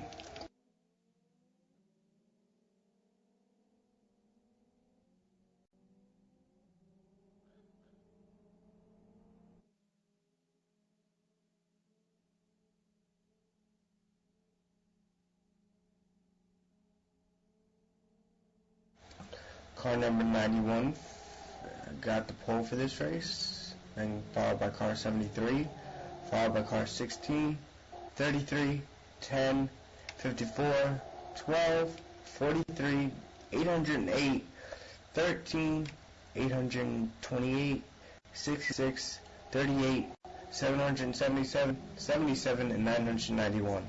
Good luck, racers. I hope you'll have a good race.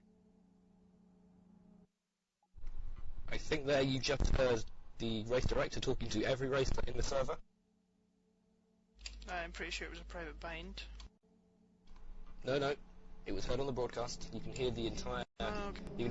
You can hear race control messages on the broadcast, which is going to be interesting. Actually, that'll be really interesting for us to hear what's going on. Safety car flashing his lights there. Yeah, I think he might have LFS strobe on, or he's just flashing them randomly. Either way, it looks realistic.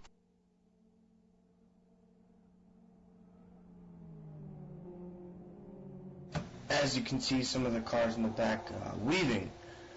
Definitely a technique. They're warming their tires just so they're cold tires on the start. Help you to gain traction a little bit when you warm them up.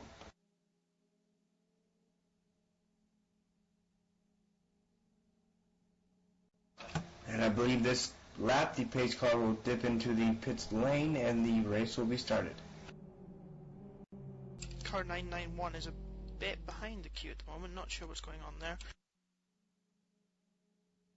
I see that as well. I'm not sure what he's... look like he's going to try to get a jump on the start, I guess.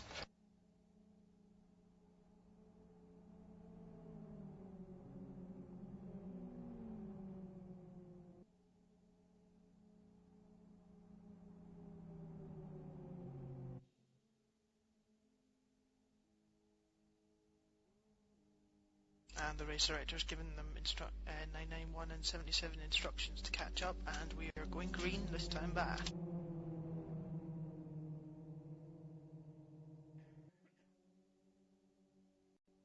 Safety car will pull in to the pit lane. That'll be down to the leader, to the green. Everybody strap up your seatbelts and get ready for the race, because here we go.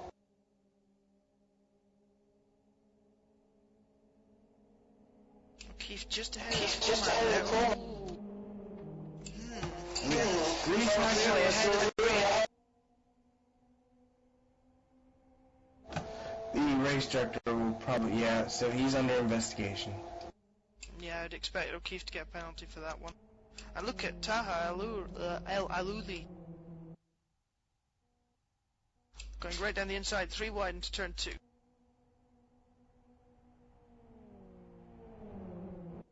Oh, car number 33 getting a little loose there.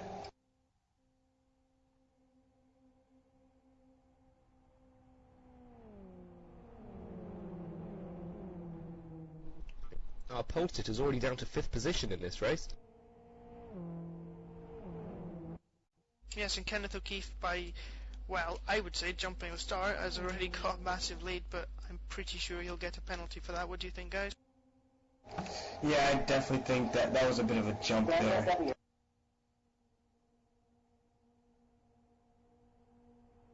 And everybody is safely through lap 1. Can't believe it.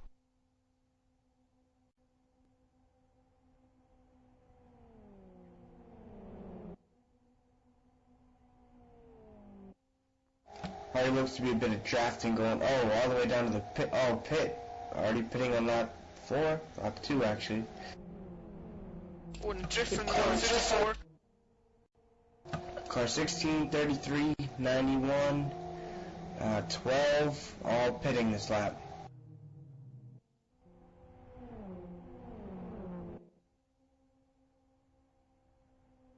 Yeah, you have to make one stop on the green, and this is the green lap to make a stop on, I guess.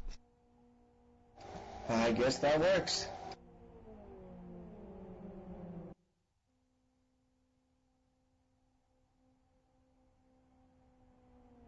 And car 16, 33, 91, and 12 are already on their way.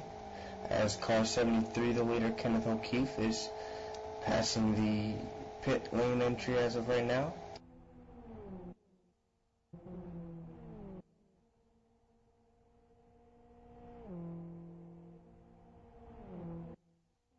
We have car number 991 pitting this lap.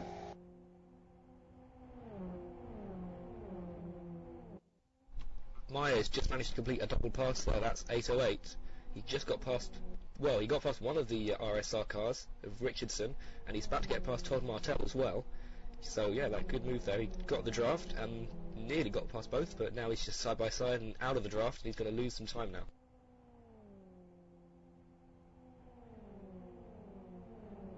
As also we've got car 991 making the pit stop early as well.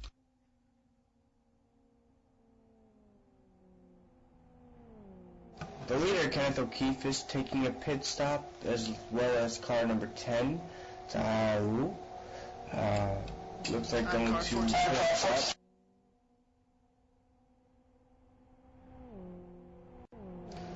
Yes, 43, the leader, who now is behind both car number 10.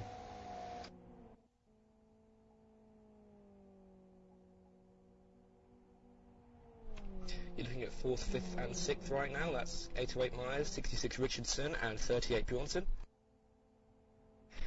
These guys, well, the lead of those three cars is Myers, and the second of those cars is a RSR car, and the third of that train is the RSR car as well. And Martel, also RSR, is making a pass, as the 808 car is also going to make that pass on the same car, the 828. Ooh, very tight. Ooh. Ooh. A little bit of a contact right there between the 88 and the 828. And car 73 of Kenneth O'Keefe has got a drive-through penalty. As it, that's car 991 seems to have had a spin or something in turn 1. I think he's just going slowly and letting all the other guys pass. No one looks a little off the pace right now, already a lap down. But also these guys haven't made their pit stop.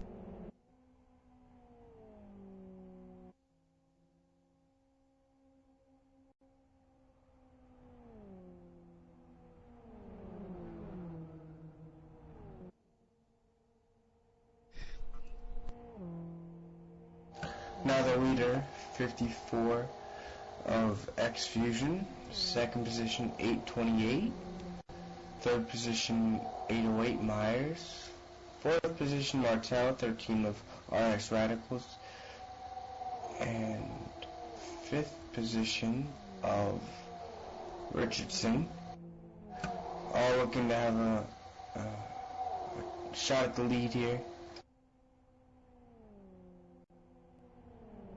Sixth position of 77 Buck, 38 and sixth position Bornson, eighth position, Stevenson, ninth is 16 of Nolan Scott, 10th position Taro, car number 10, 38 Ben Kolf is in 11th position, 12th position would be car number 91, car number 12 is 13th, 14th is car number 43. 15th, I believe a lap down is car number 991. And a lap down, I believe, also is car number 73, Kenneth O'Keefe, rounding out the field in 16th. While Greg was talking there, you've just seen a battle here going on between 808, 808, 13 and 66. All these guys line astern. High-speed freight train just bump drafting each other, trying to catch back up to the front of the pack. Mashka is way ahead of these guys, and they're trying to work together to get back near him.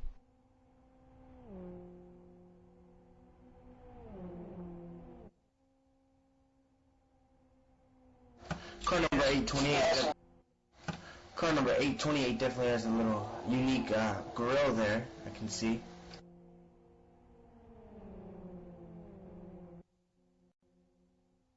Yeah,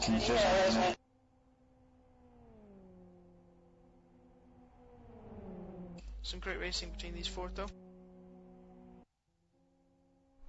Yep, the two red cars behind, Todd Martell and Richardson, they are cooperating with each other, clearly, because they are part of the same team, RS Radicals. They got kind of lucky that I think there are 3 or 4 RS Radicals car in this race, all working together. like I said before, the team issue in this race is definitely going to help out RS Radicals, as well as the core team. They have 2 drivers in this event. This pickup race, so let's see how they do. And Buck and Bjornsson are dragging themselves back into contention with these 4 as well, so it could be a 6-car battle in just a moment.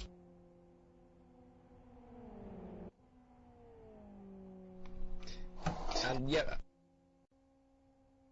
the 8-8 car, I think he just had a little kiss with the barrier, but actually didn't lose all that much time. Although it looks like those front 2 of this pack, 2nd and 3rd position, are going to start losing time to these RSR cars, and as the 808 car, Myers, hits the wall himself.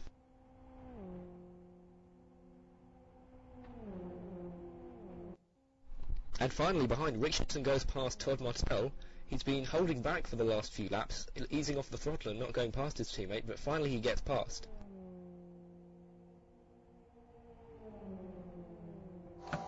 So, Chris and Mike, how do you think the few drivers of Nolan Scott, Ben, and the rest of the drivers who pitted early, how do you think that strategy is going to work out for them? I think it was a fairly good idea, actually. I think sometimes you can lap quicker amongst traffic, but other times you'll lap quite a bit slower, so it's a bit of a gamble, but also, because those guys who've pitted are not really in a crowd. They're all by themselves, not without draft, so I think they will be losing a little time, but honestly I couldn't give you an accurate answer as to whether they'll come out ahead or behind after this. I think Masker's got a good chance of being ahead of them. He's setting quite a nice pace at the moment.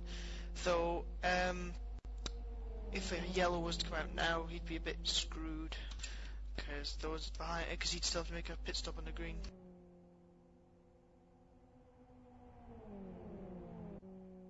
Yeah, front mirrors, definitely a yellow would not be the best thing to see right now. Definitely might hold him up a little bit.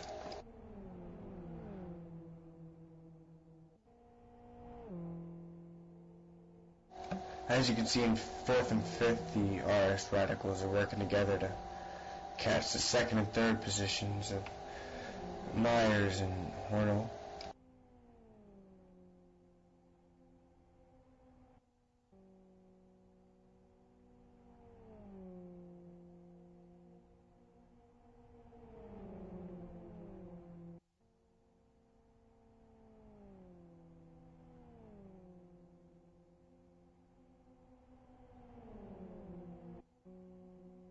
Now you can finally see all 4 of these cars are in shot. These are the closest cars on the circuit. Just trading positions. The blue car is 808 Myers, the green car is the 828 of Hunye. The 2 red cars, the one ahead is 66 Richardson, and the one behind is 13 Todd Martell. And Richardson getting close to Myers there, looking like he's going to make the pass, and also Martell making the pass on the green car. The green car, the 828 car of Hunye, yeah. For a moment I forgot his name. Oh dear. Now, it looks like these guys are spreading out a little bit now. I think Richardson and Myers are actually getting away from these 2, as Martell just touches the grass slightly on the inside of the green car, Hunye. Definitely not drafting together. The 828 and the 13 car are losing ground.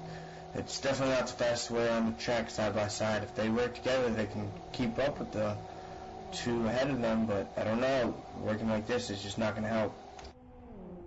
Yeah, race leader, or was race leader, Massacre pits, so we're going to be interested to see where he comes out in relation to the guys who pitted earlier in the race. He stops now. He's already out. Ooh, he's going to be behind them, I think. Well, here comes Nolan Scott. We can just see him making his way around now. It's going to be interestingly close.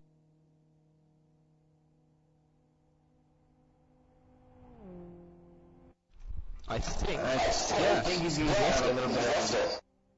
Nope, yeah, he's lost it. Massacre loses the lead to Nolan Scott. So is this a... Well, that means Nolan Scott is going to be the race leader after all these guys pit, unless something crazy happens. Yeah, don't get too ahead of yourself. If the yellow happens right now, it definitely wouldn't be the best for Nolan's. Would definitely be the best for Nolan Scott and Taha. Yeah, well, just because Nolan Scott is at the head of that pack and has no one close behind him to catch him in a draft, it seems like he's lapping fairly quickly. And Mashka, who was the lead of this train of cars, currently Myers is now the leader of this train of cars, was way ahead but still came out behind. Also, as you can see, the 13 and 828 aren't working together at all, so they're losing major time to the 808 and 66 cars. As Buck, the car 77, makes a pit stop. Oh, and he gets a drive-through penalty.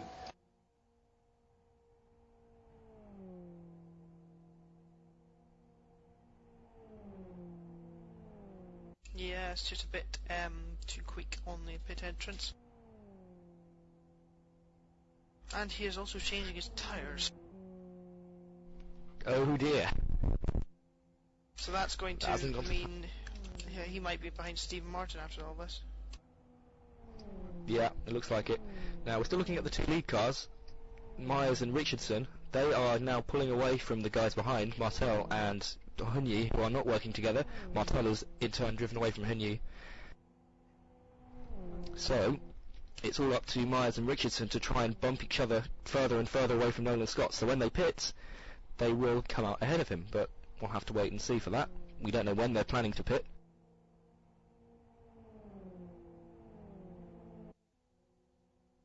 Being ahead and not pitting it, that definitely would be bad to see a yellow right now. Definitely would hurt their plans. So if a yellow would fly right now, all the drivers up to Nolan Scott, which are Myers, Richardson, Martel, Hunyi, Stevenson, all would be in deep shit.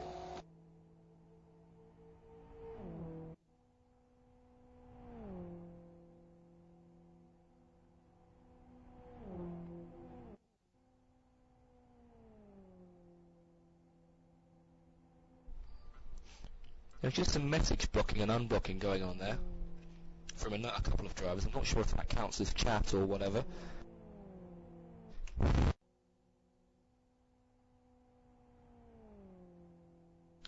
Looks like they were going to hit their F9 key to check their tyres and ended up hitting the minus key.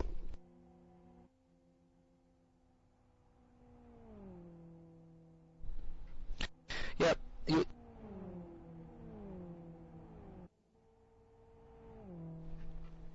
Now look, just when you said about safety cars a moment ago, safety cars don't look really very likely at the moment unless the top two hit each other, because they are the closest drivers on track, and these are the only two guys who really could cause a safety car or a caution by themselves. I mean, unless one of the guys spins on his own, which is fairly unlikely.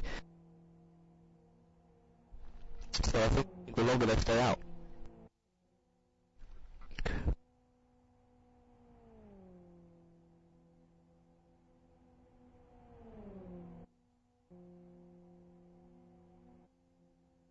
A few of the front right tyres now begin to look a bit hot on the RSR cars at the front of the field.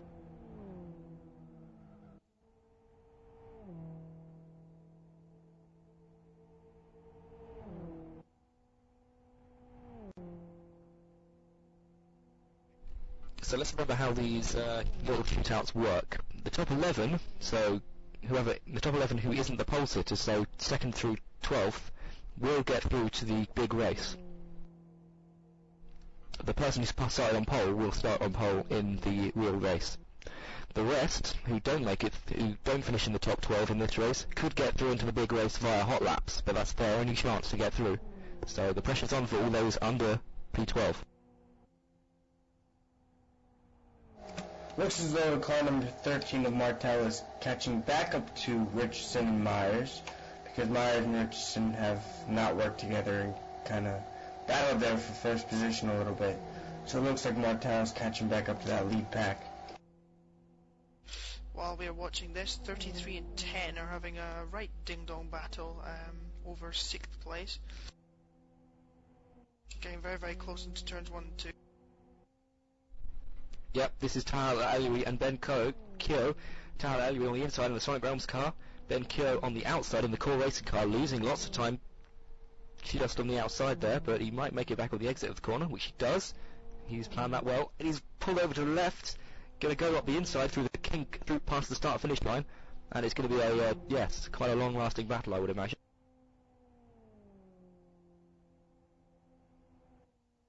And behind them, car number 91 and 54 look to be working together, catching them.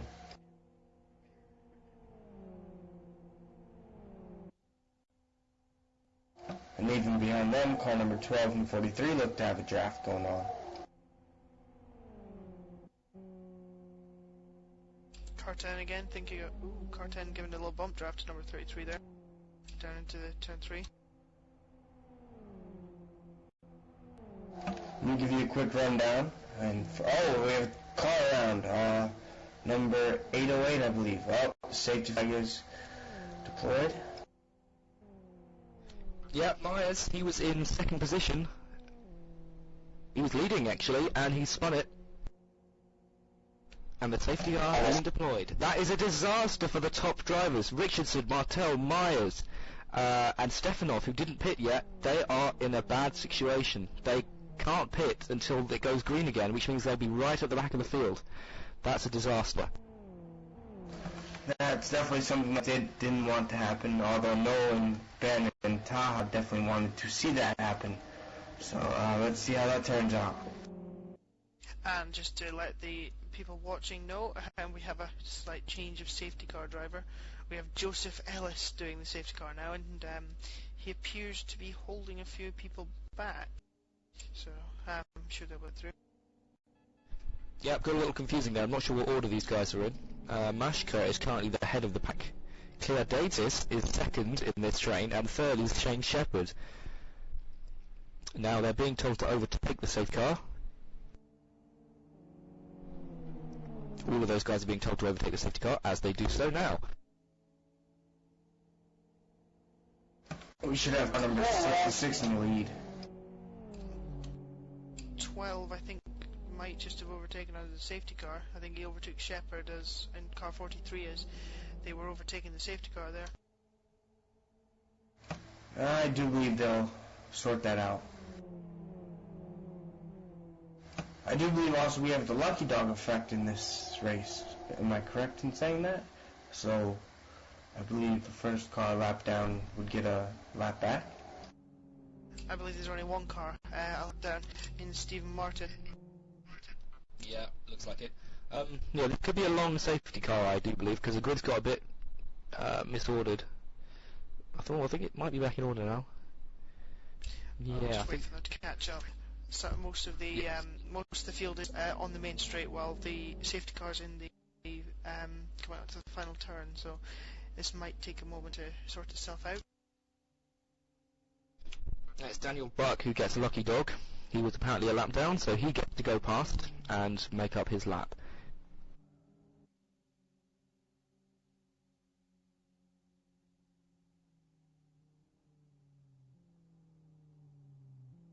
Kenneth O'Keefe's drive-through penalty has really cost him quite a lot. He's now must be a lap down then as well.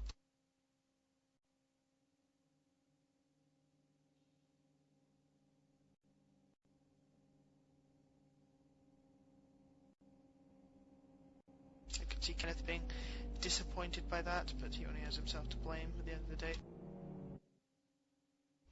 Yep, he's been in a lot of practice races. He knows the score. He knows what he's supposed to do, but he decided not to follow the rules today. No doubt there will be a... We all saw what he did. We all saw that he was quite clearly ahead before the green, and then just didn't drop back behind the leader. So completely deserved penalty in my eyes. Definitely saw the cost.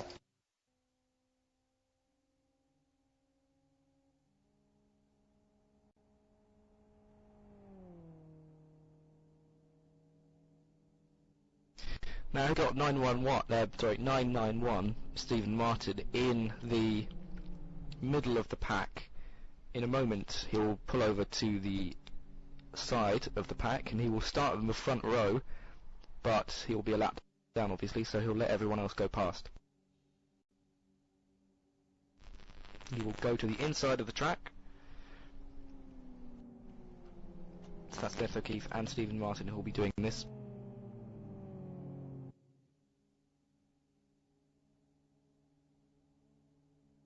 Who appear third and fourth on your grid right now. Yep, safety car will go green next time around. Look to have both core guys together and 2 RSR up front, so it'll be interesting how that turns out. Yeah, I think Richardson and Martel and the guys who didn't pit will be praying for another caution pretty soon after the next lap or so. Otherwise they're going to be way down. Because remember, this race not only sets the grid, but it also decides who actually gets into the race, the big 250.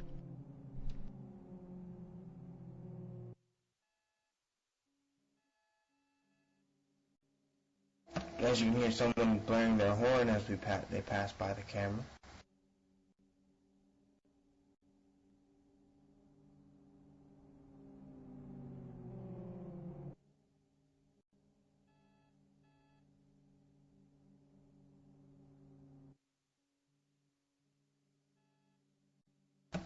So again, you're joining us at the Kyoto 250 qualifying Twin 115 Race 1, brought to you by New Dimension Racing, gladly hosted by New Dimension Racing. Looks to be a good race so far. We're 28 laps into the 64-lap race. So far we've already got 2 cars a lap down. Kenneth O'Keefe took a penalty to jumping the start, and now we're going to go green. Yes, by the way, green now.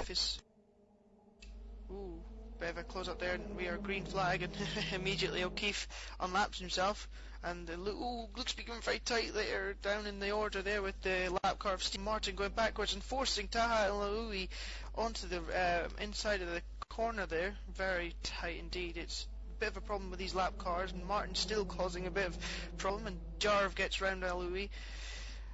Ooh, that got very tight there, guys.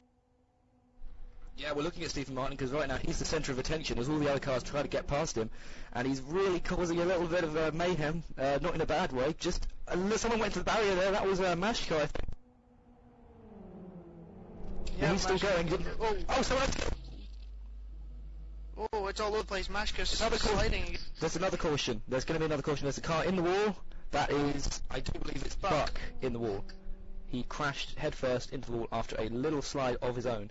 Safety car hasn't been brought out yet. And we have a 3 wide turn. Contact! Taha off to the inside. Someone manages to hold it into turn 1. Just 3 wide, it was never going to work. Yeah, massive slide there. Amazingly got it back under control, but his tyres will not like that.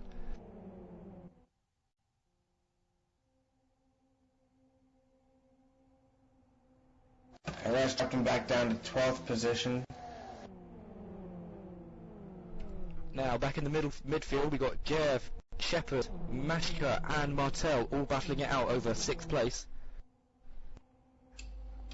And at the front, our reigning 250 champion has taken lead with Nolan Scott right behind him.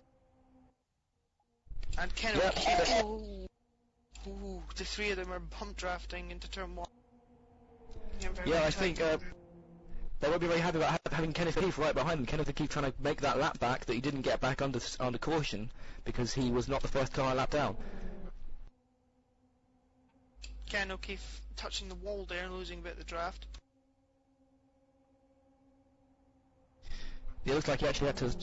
Nolan Scott had to stomp on the brakes there to avoid smashing into his teammate too hard as he goes up the inside now, and Kenneth O'Keefe is going to try and also make it through wide. He needs to make up the lap, and he's being a bit too aggressive with the bump drafting, I think. Because lag in this game, it does make bump drafting a bit of a challenge, and yeah, that was a tough one, and now he's fallen away just far enough away from Scott and Kyo to not cause them any more hassle.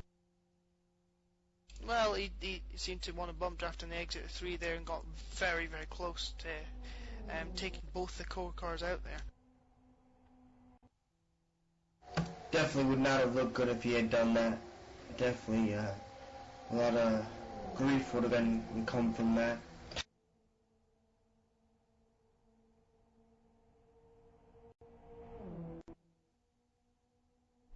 I'd be interested to find out why the crash on the restart didn't cause a caution. I'm guessing there must be some kind of rule out a crash on the first lap after caution doesn't cause a caution or something, I don't know, but yeah, I'm interested to know why that happened. Possibly none of the admins saw that wreck because it was in the back, I'm not sure. But it stays green, so I guess that works out for some other drivers, so see how it turns out. Todd Martell makes his pit stop. He's going to be a long way down now. Just going to pull out the pits now. He was up in the front of the field. He was up in the front of the field until the caution, and he hadn't made a pit stop before the caution, and lost a lot of time because of that. That means that it's only Richardson and Hoyne, I think, that have yet to pit under green so far. Yep, Richardson hasn't pitted, and yeah, I think Hoyne went into the pits. No. Also, I think, I'm confused now, Buck, was it Buck? Someone went into the pits under caution. I think it was Buck. Yes, Stefanov and Myers did as well.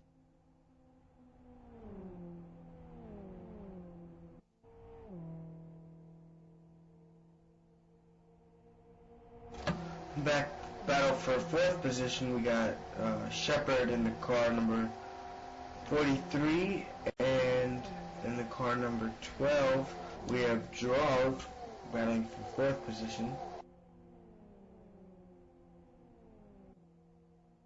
Quite a nice battle there, side by side.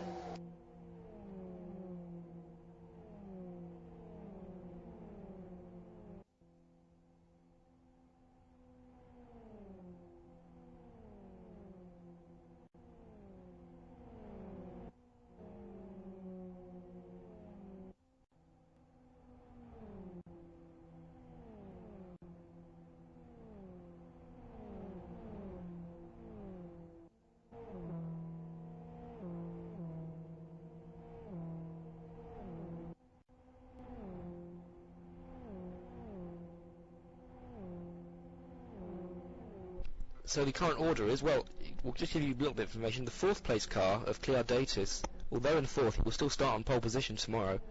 Not tomorrow, but for the race in a couple of weeks' time. That's because pole sitters in these races, they don't really need to do all that much. Wherever they finish, they will start on pole position. But the rest of these guys, this is deciding the right-hand side of the grid, I think, in the race. No, the left-hand side. This is the even odd numbers. The pole sitters, an odd number, so the odd numbers will begin on the inside of the racetrack. Okay, we're deciding the odd numbers on the inside of the track. Now, looking back at the leaders again, Kyo and Scott obviously doing a very well-rehearsed bump drafting manoeuvre.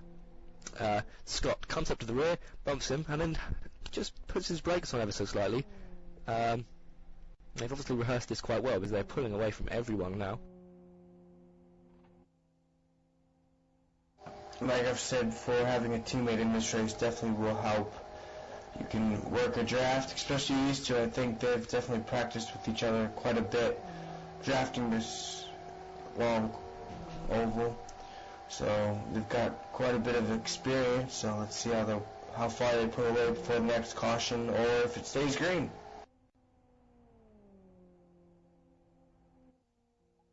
Just the 25 more laps to go, and the fastest lap of the race, 47.74 by Nolan Scott.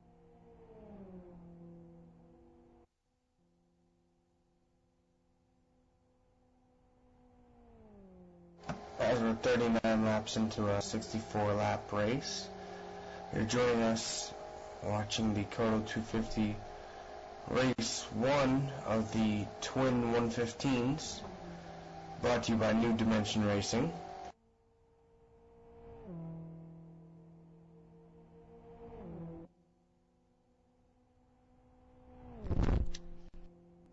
I'm wondering when these two leaders are going to start not cooperating and start racing for it, for the line, if at all. I don't know if they've got some kind of plan for the big race. I think they're not going to battle until at least, 5 laps to go. They might get a little antsy and try seeing who's the better racer. But for now, I think they're smart enough to work together to get fast laps and pull away. All depending on if a caution comes out. If a caution comes out, it kind of goes, oh, and no one getting a little loose. Looks like you almost hit the wall there. But I'm pretty sure they're both experienced. They know what to do. Pull away a little bit.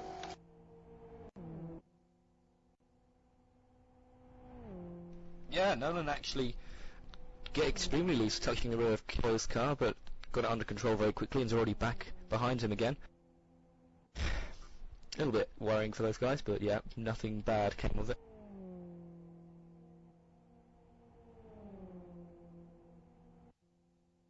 '43 and 12 are having an interesting battle at the moment. They're very, very close on track, and it just went through the dangerous turn 3 side by side. And coming up behind them, there's a gaggle of 3. There's about to be this a five-way battle again.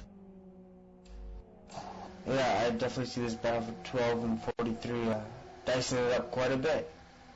43 Shepard new to. Whoa, we have a crash!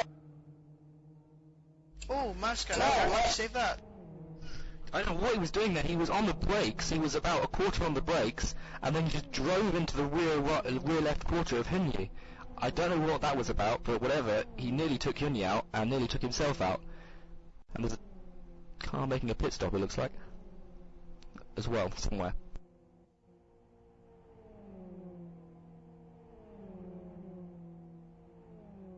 But they're all still going. That was a strange incident, though. They were 3 wide, and then he slammed the brakes on and then hit someone.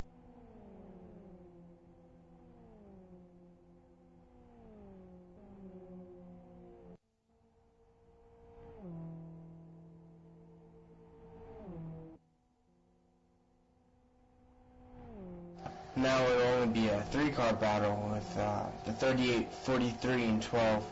Looks like the 828 and 54 had a little scuffle there, so now they're spread out quite a bit.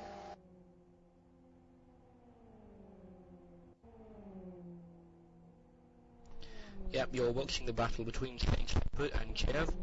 Shane Shepherd in the 43 car, Chev in the 12, and right behind them is Bjornsson, just looking and waiting to catch up to these guys.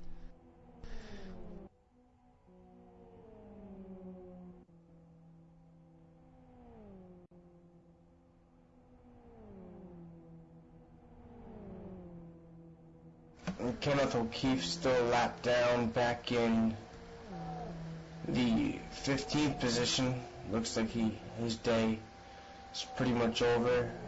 Don't know if he's probably going to be upset about that, but we'll have to wait and see.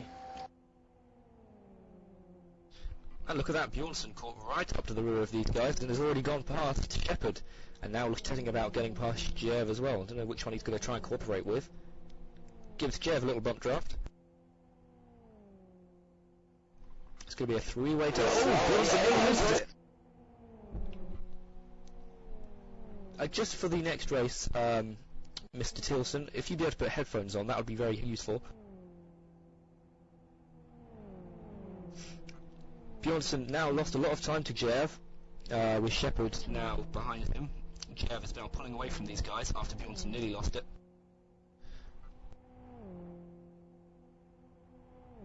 A bit further back, I'm looking at Taha whatever his name is. His right rear is very, very burned. I'm not entirely sure what he must be doing, a bit of drifting, but it's not in the front. Ooh, good grief. He is going. No, he's not. He's just saved it. That right rear is completely destroyed. If we can get the camera on Taha. Yeah, we're on him. Yeah, you sound like a robot there when you were going, whoa, but yes, Taha had a huge slide coming through the final turn, and his right rear tyre is shot, basically. That's going to be hard to cool down.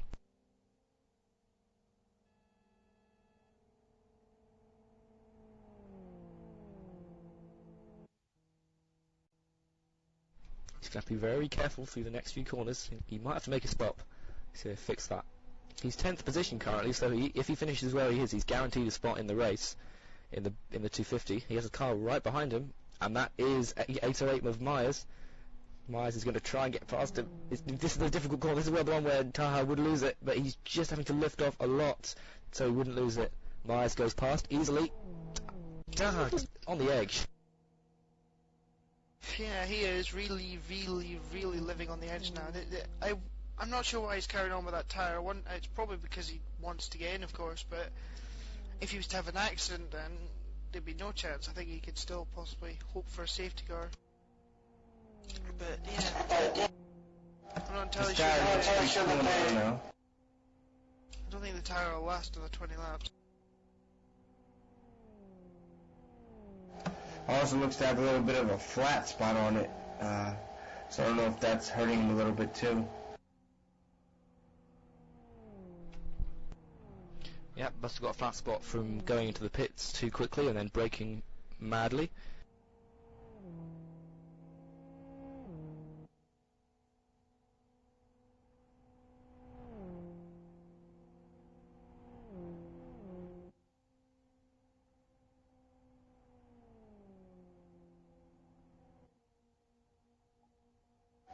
Richardson has seemed to caught up to him due to his slow pace, getting a little loose there. Oh, hitting the wall, and Richardson easily passes him. Yeah, this is quite dangerous now for other competitors as well. I wouldn't be surprised Deco looks to black flag him or something for this. I think he's going in the pits. Yes, he's going in the pits now. Yep, good choice.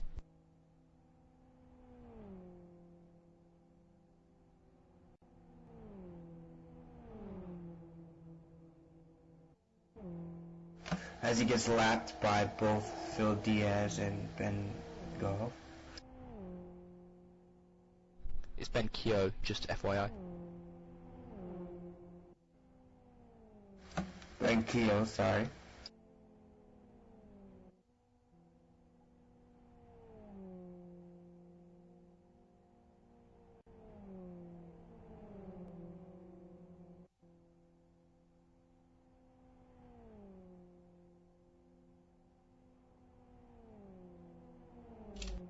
It doesn't look like Taha has changed his tyres in the pit, so that's going to be interesting again. Dear. That's a shame. That's going to make him either make another pit stop or just carry on trying to risk it. It could be worse. He could run out of fuel. Yep. Could.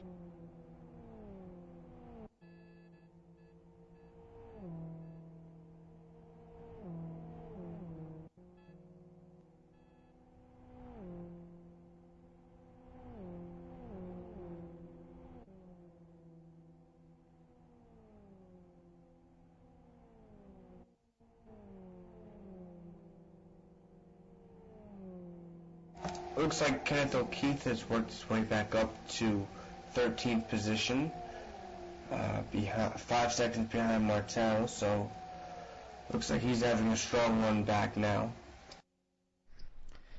Here's a fun statistic for you. Daniel Buck, or Buck, the guy you're looking at, he just got a drive-through penalty for completing his drive-through penalty. Because he spent in the pit lane the first time, and then spent in the pit lane again while trying to serve the penalty, so he's going to come around and go back into the pits. I think that's his third of the day, so he's not having the greatest of days.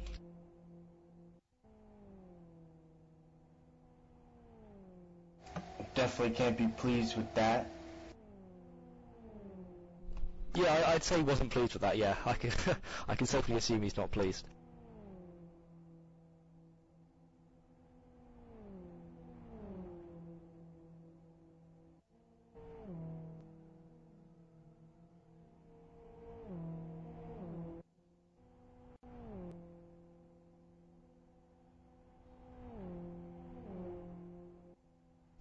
And then Daniel posts a smiley, just to show that he's happy about receiving his drive-through penalty. Yes. Well, That's a little surreal. it could be like in the Masters of Endurance yesterday when oh, he's going to get another drive-through as well. The Masters of Endurance yesterday when the Cone Dodgers guy came in with full Cone Dodgers tag and said, "Go Cone Dodgers, go!" Got kicked and then came back in again. Yeah. Oh dear, there's some funny occurrences. So actually, it looks like he's going to get another drive-through penalty for smiling. We shall make him have 4 drive-through penalties in one race, 3 of which have occurred in the same 5-lap period. Yeah, and he's now behind Stephen Martin, so, yeah.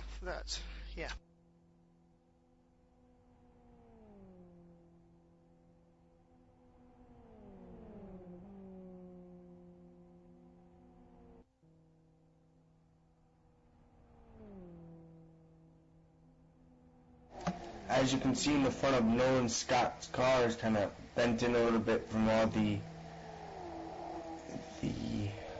actually it's a 5-second holding penalty, but he has been bump drafting Ben throughout the whole track, so it looks like his front end is bent in a little bit. I wonder how aerodynamics will affect that. Yes, and they're approaching the car 13 to lap it as well, so oh, safety car. Safety on the point, who was that? We don't know who that was, actually. It's car 91, I think. Has had a spin.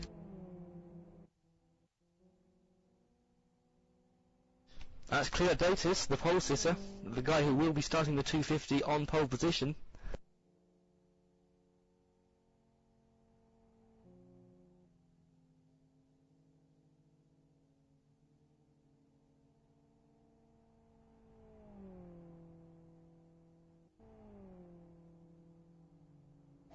Now they're going to have a fun time sorting out having the leaders in the front of the pack now.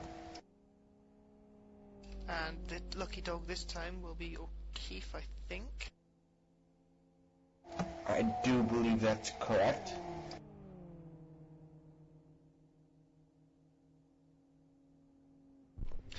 Apparently the 91 car was stopped on track in a dangerous position, which is obviously the course of the safety car. The safety car, the FZ5, just behind him, driven by Joe Ellis at the moment.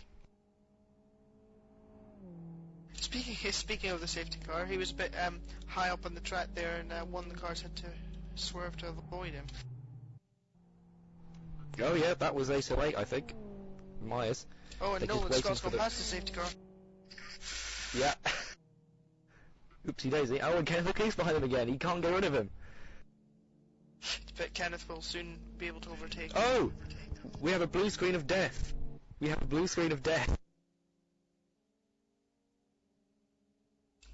Oh.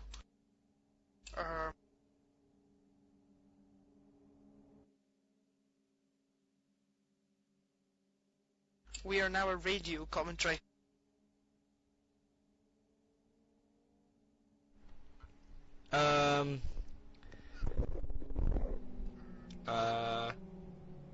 What are we going to do?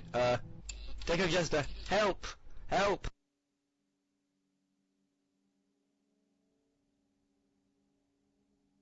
We'll just proceed on as if they can see it. Let's just carry on. Although you can't see it, we'll keep you informed.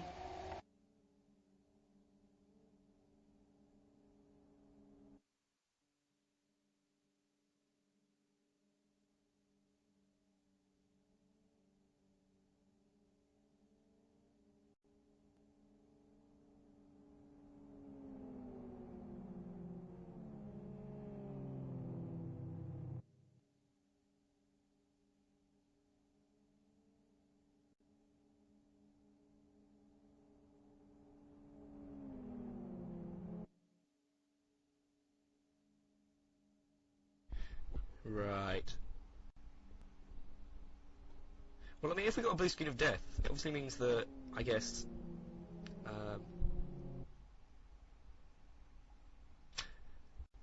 has this Mogulus channel been verified?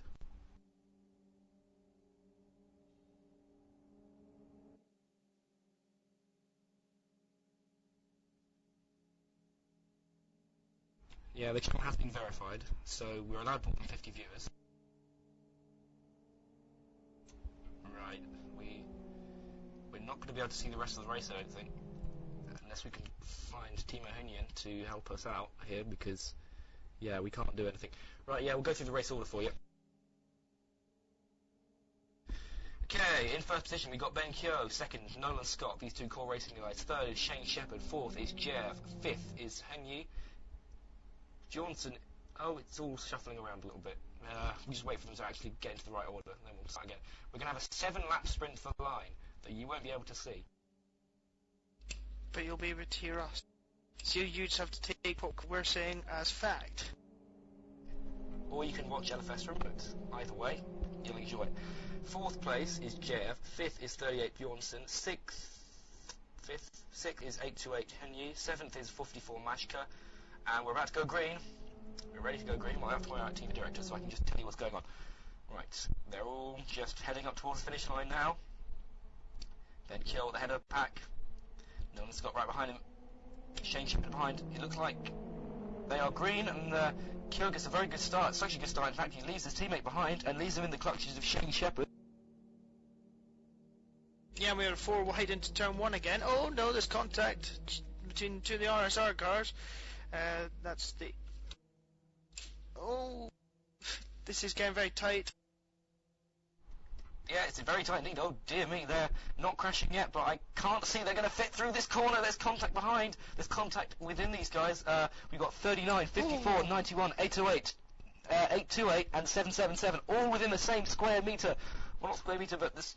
Oh, they're all just... It's hard to describe here. 73. Kenneth O'Keefe made up some time, but he's still a lap down, trying to get past all these guys. Mashka is trying to get past on the left. 6977 have contact out at turn 3. It's all going on here. Pity you can't see it, unless you're using remote, of course, which has been buggy, so I'm not sure if it's working. Apparently it is. Yeah, looks like Shane Shepherd really is catching here. He's come from the depths of nowhere. He was down in the early in the race. Nolan's got the back of his teammate doing the bump draft. Nearly loses it. Shane Shepherd, if he wants to win this race, he needs to start pulling into the slipstream with Scott. Yeah, Astra, can you come out of chat for a sec, please? Thank you. Okay, anyway, moving onwards, Ben Keogh and Nolan Scott are still bump drafting their way to the finish. Shane Shepherd is falling away from behind. I wonder if he knew we were doing a live commentary there, and he's just been broadcast to 30 people.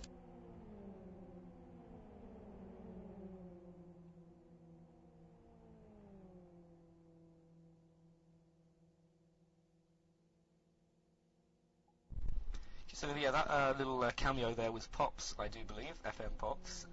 Just wanted me to get out the chat of Ventriloquist, which is fair enough. Okay, Keogh and Scott are now pulling away from the rest of the field. Shepherd was unable to catch them. Oh, we have a flying car. 777 has massive roll in the infield section. Looks like he has spin coming out of turn number 2 and hit the wall. And well, he's in with the trailer cars at the moment. He's upside down. His race is run. Yeah, he's looking fairly upside down right now. He's not spectated yet. He's still continuing to sit there upside down. No safety car because he's not on track, which is fair enough, I guess. Oh, hang on. I think we've got another spin. I think it's Taha again. No, he's managed to save it. He was getting a little bit of a bump draft from Ken O'Keefe in turn 1, and he got very, very loose. Kenneth O'Keefe and Tyler Ellery, ex-teammates in Rising Phoenix Motorsport. We're now heading up towards the last couple of laps. We're going to go on to lap 63 at the end. They're coming through turn 3 right now. Ben Keogh is at the head of the pack still with... No, Nolan Scott's at the back. Apology. No. Oh, LFS is showing me the wrong order. But anyway, it's Ben Keogh at the head of the pack with Nolan Scott right behind him, giving him a bump draft. We're on to lap 62 of 64. Shane Shepherd looks to have fallen back from third, fallen out of the draft of Nolan Scott and Ben.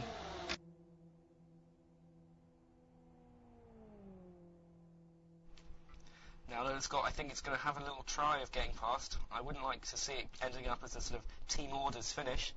It'll be nice to see which one can actually use their skill to win the race, but they're still bump drafting.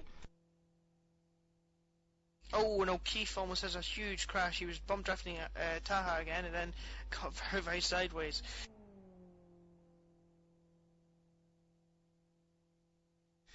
Yep, Kenneth's never the subtlest of drivers when he's bump drafting or whatever.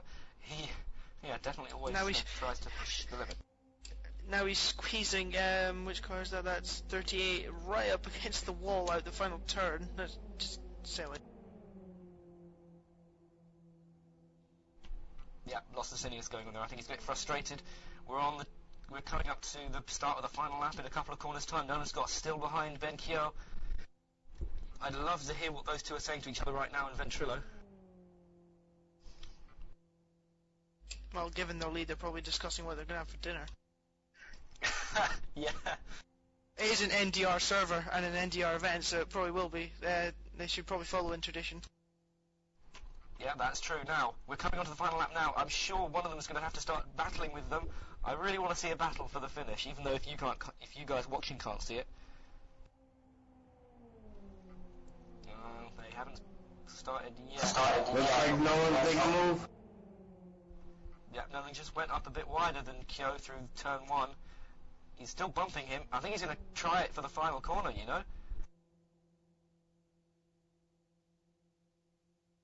I'd like to see it go side by side for that last corner. Oh, he looks like he's braking. I don't think he's going to pass him. I think he's braking just to get a good line. He's gone a bit more to the inside. Keogh's up from the outside. Keogh's a little bit slower there. Keogh's sideways. And he's nearly close. Nolan's got brakes. Nolan's got brakes to let Keogh win the race. That's a bit of a disappointment. And Keogh is... No, he doesn't. Keogh brakes and lets Nolan Nolan Scott wins. He braked. What? He just... Ugh. That made no sense. That made absolutely no sense at all. I don't want to win, you win. I don't want to win, you win. No, I'm going to hit the brakes, you win. So, Nolan Scott has won, Ben Keogh second, Shane Shepherd third, Christian Yarv fourth. That was confusing. Yeah. It was like opening the door and not sacrificing your manliness, trying to sort of look like the bigger man and letting each other win. That was crazy stuff there. Right, let's hope we can get these technical difficulties sorted out.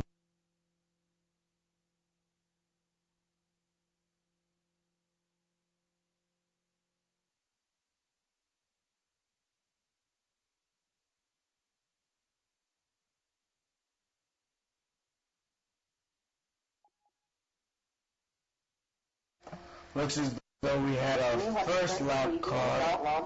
Kenneth O'Keefe, 1 lap down in 11th. Another lap car, Myers, in 808 in 12th position. In 13th position, Taha, 2 laps down in the car number 10. And 3 laps down, 991, Martin, and rounding it out, 14th. We have another race coming up next. It will be the right-hand side of the grid battling it out this time. But that'll be in a few minutes' time. Hopefully we can get the blue screen of death fixed. Otherwise you'll be getting another radio cast. Yeah. And if it's anything like this, you need pictures to be able to appreciate it. Its strangeness. That was just... yeah. Yeah, I want to talk to those guys about that. Kind of the craziest finish of a race I've seen in a while. Interview radio.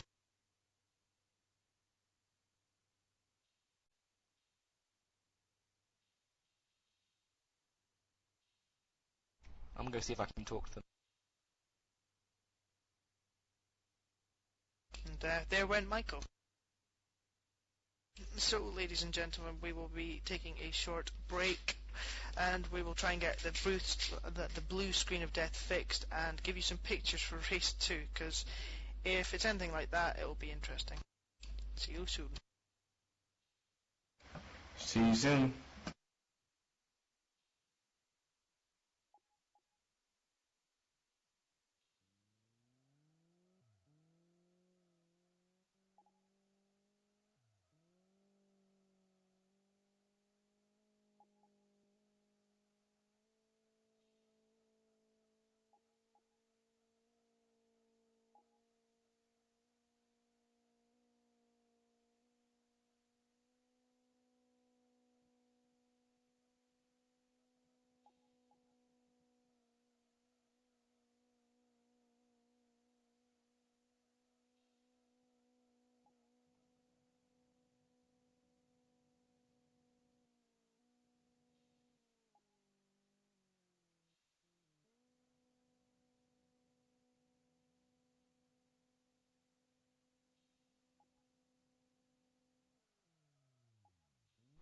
Yep, the official statement is that Benkyo decided that because he'd nearly put it in the wall, he should have let Nolan win, but Nolan tried to let him win, but then, yeah, he let Nolan win because he was the one who was slower coming up to the line.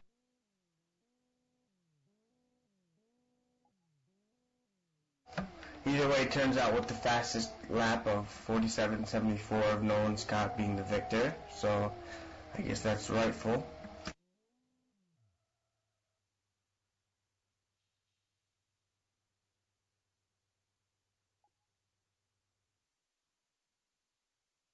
I'll give you a quick rundown of the race one.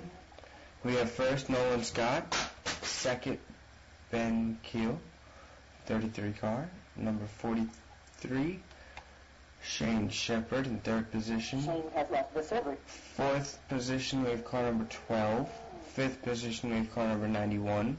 Sixth position we have car number 54. Seventh position we have car number 38. Eighth position we have car number 828. Ninth position we have car number 66. 10th position we have car number 13. 11th position we have car number 73. 12th position we have car number 808. 13th position we have car number 10. 14th position we have car number 991. And rounding out the field in 15th we have car number 77.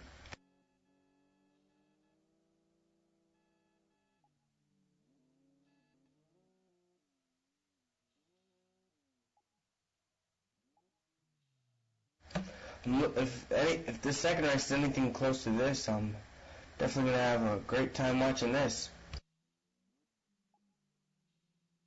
Yes, and so will our viewers enjoy watching Blue. Yes.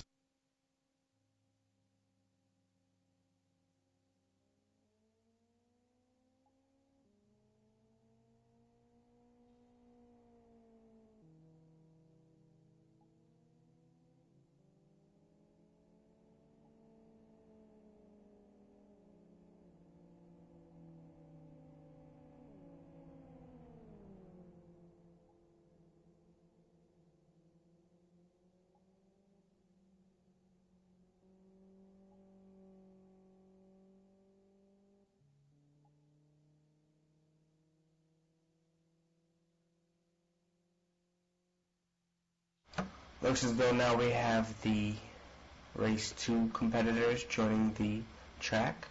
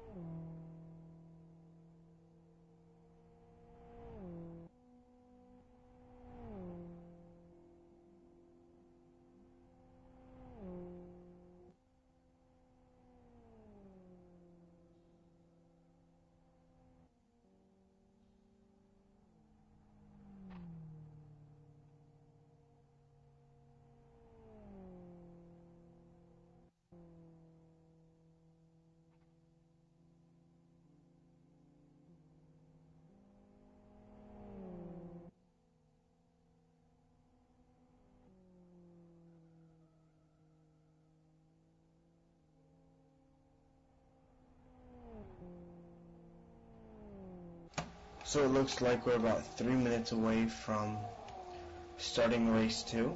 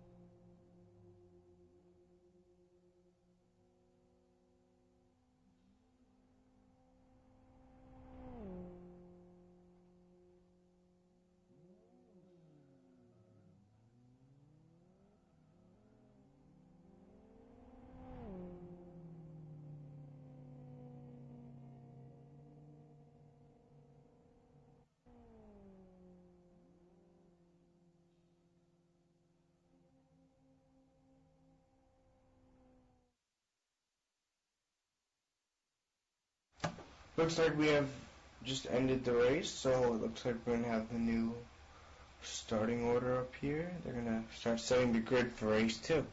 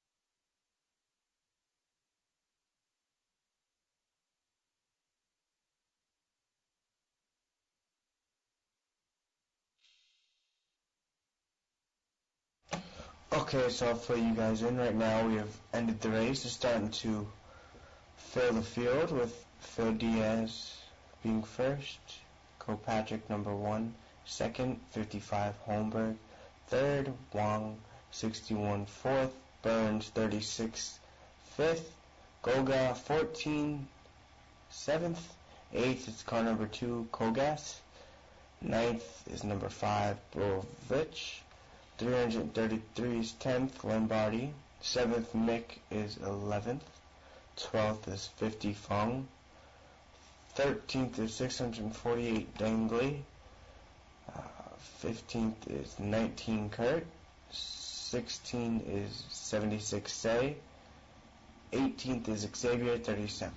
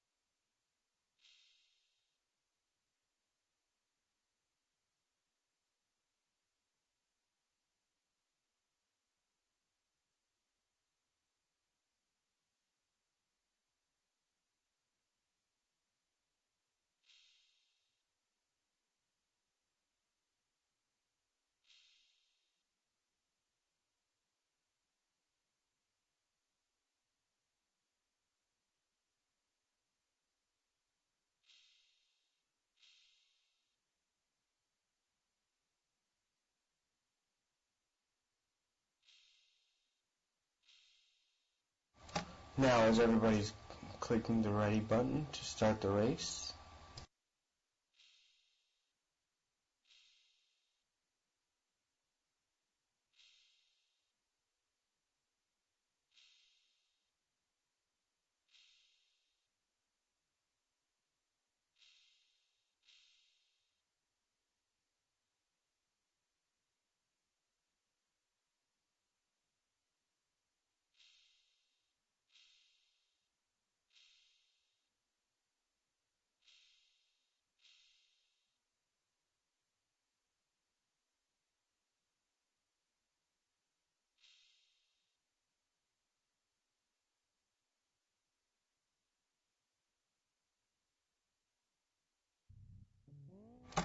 and now as they're entering the field.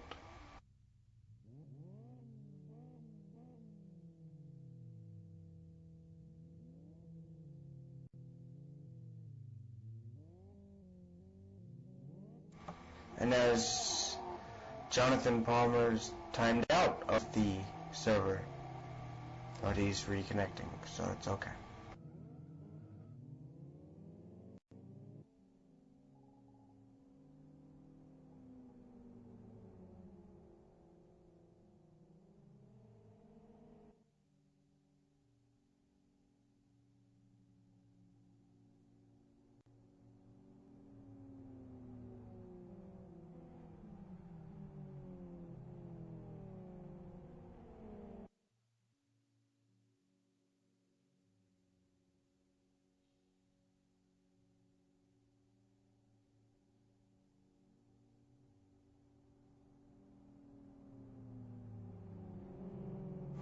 Now as the cars work their way through turn 2 onto the back stretch, heading to turn 3, they're all double filed, getting ready for the start of the second race of the 115 duels. Looks like it's going to be a good race. We got a few good drivers in here. We got Burns, Diaz. Long looks to be competitive. Kilpatrick. Let's see how this turns out.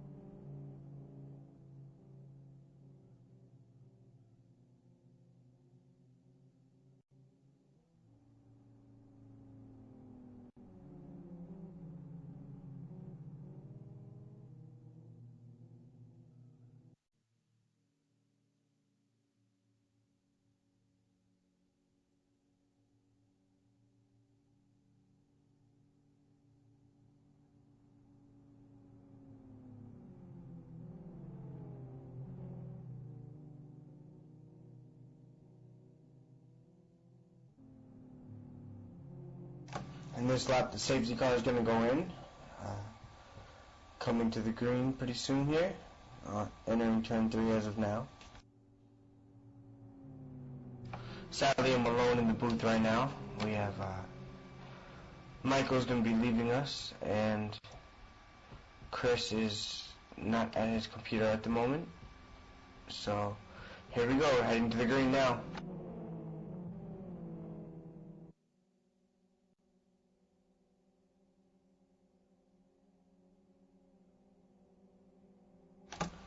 And the green flag is out. All cars are jumbled up, trying to get as fast as they can, get the biggest lead they can at the beginning.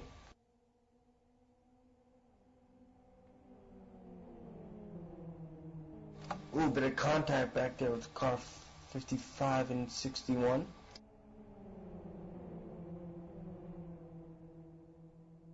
Look to be 4 and 5 wide in the back of the field right now.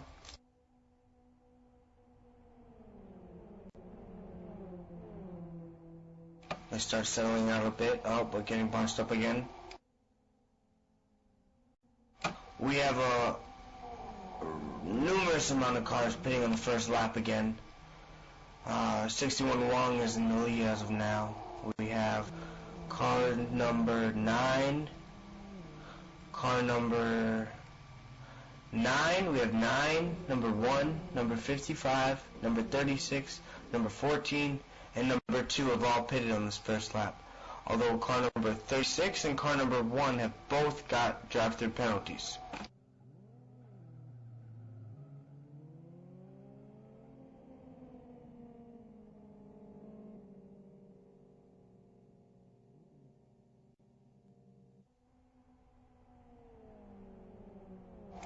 Now Lombardi, car number 333 and 5.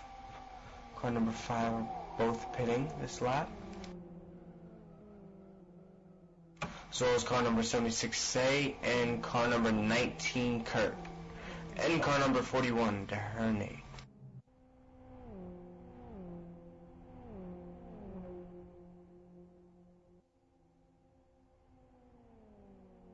And car number 333 gets a drive-through penalty as well.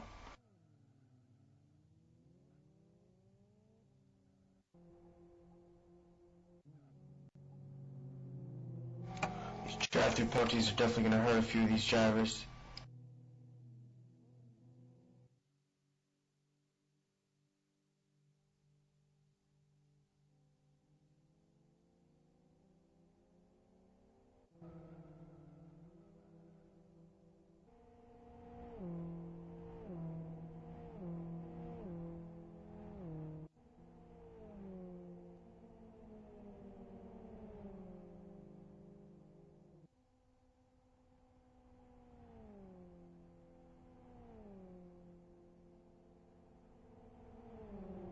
And Burns drives through and completes his penalty, as well as Kilpatrick. It looks like Lombardi's going to complete his drive-through penalty as well.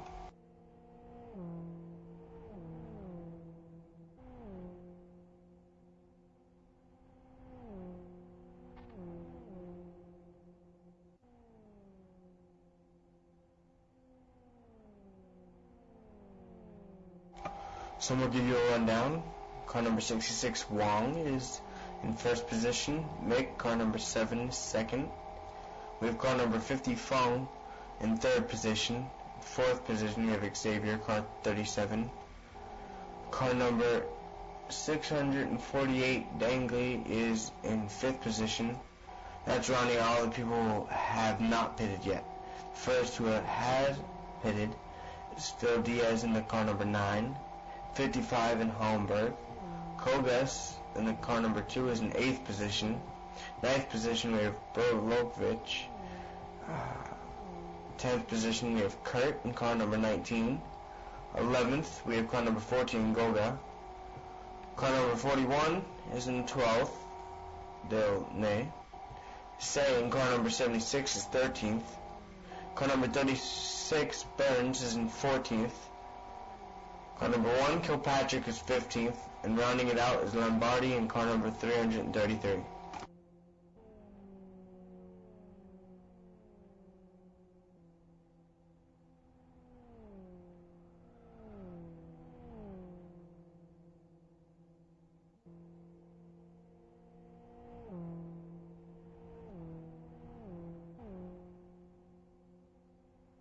This race certainly seems a lot more spread out than the first one was. There's no real battles going on. Everybody's fairly far apart, no slipstreaming, no bump draft. It's almost a need for competition yellow. I wouldn't say that much, but definitely a little bit laid back to the first race a little bit. And it looks like we have Boothie in the booth right now. Hello, Boothie.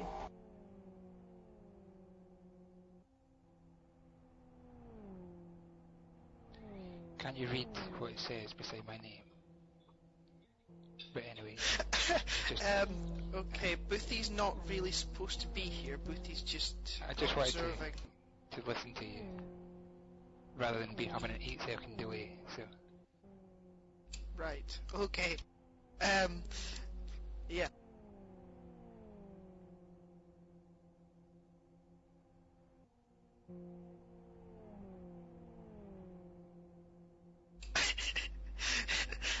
Yes. Yeah, this race definitely doesn't seem to have any action in it as of right now. The top 5 cars still haven't pitted though. It'd be interesting to see what their strategy will be, considering Diaz, Helmberg, Hogus, and the rest of the field have all pitted. 36 car number 333 all had drive-through penalties. See how that's going to affect them. If we have yellow like the last race, I don't think it'll affect them that bad, considering they still all are on the lead lap, I believe. So, let's see how this race turns out.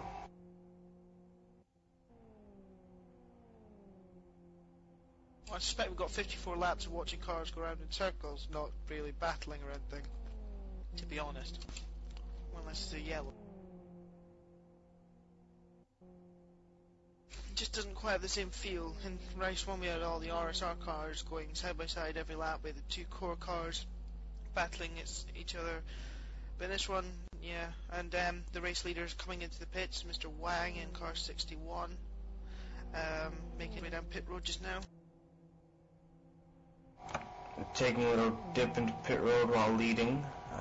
Don't know how that strategy will work out, but hopefully for the better for him. And Phil Diaz with a 48.10 just set the fastest lap, but I hardly believe that's going to stand up. I'm putting my money on it's going to get a little bit faster paced here, as long as they start drafting.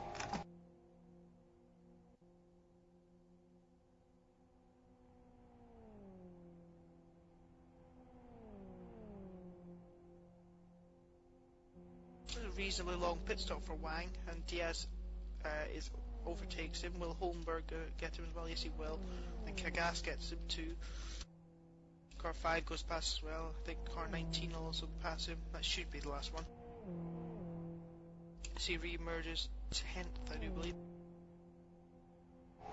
14 may pass him even. Yeah, it looks like 14 will pass him.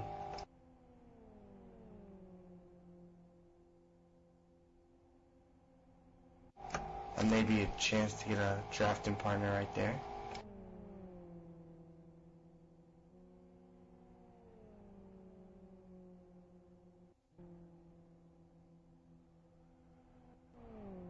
The closest battle I can see right now is for 12th, with car 76 saying car 41.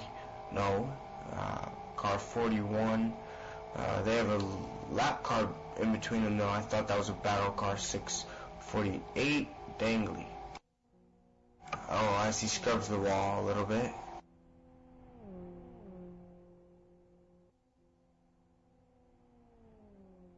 I think Dangley's actually lapping them. Oh yeah, Forced him into the wall.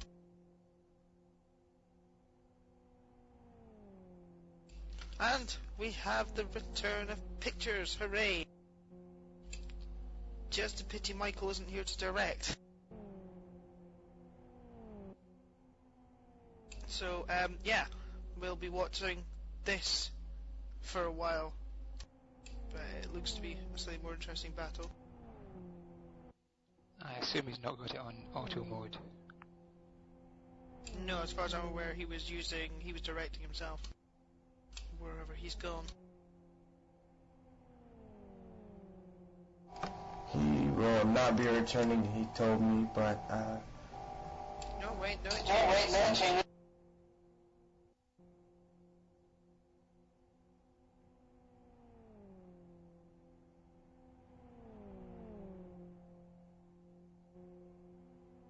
So obviously it is on automatic mode.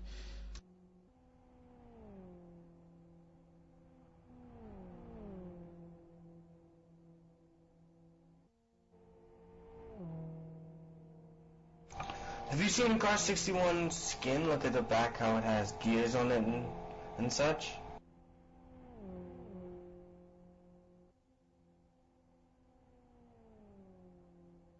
Yeah, it's a very decorative skin. Running like clockwork even. Oh, Withy got it.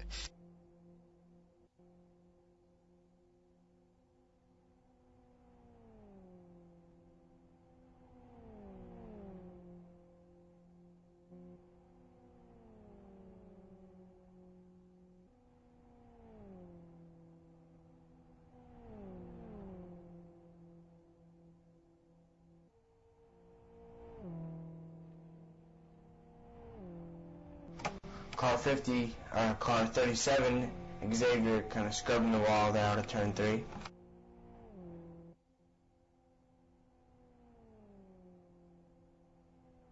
It's the most interesting thing that's happened in the race so far.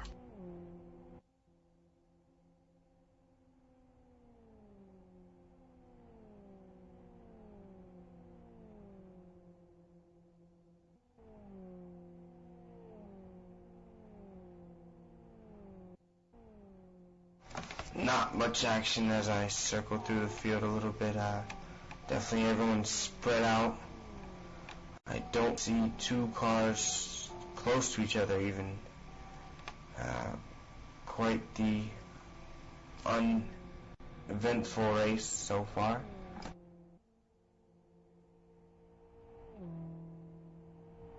I'm 6 for 8, almost into the wall there, but I think he managed to keep it good. Yeah, he did, point in all directions. His tyre's looking very, very hot, though. No wonder he's struggling. I think he'll probably change his tyres when he goes in the pits.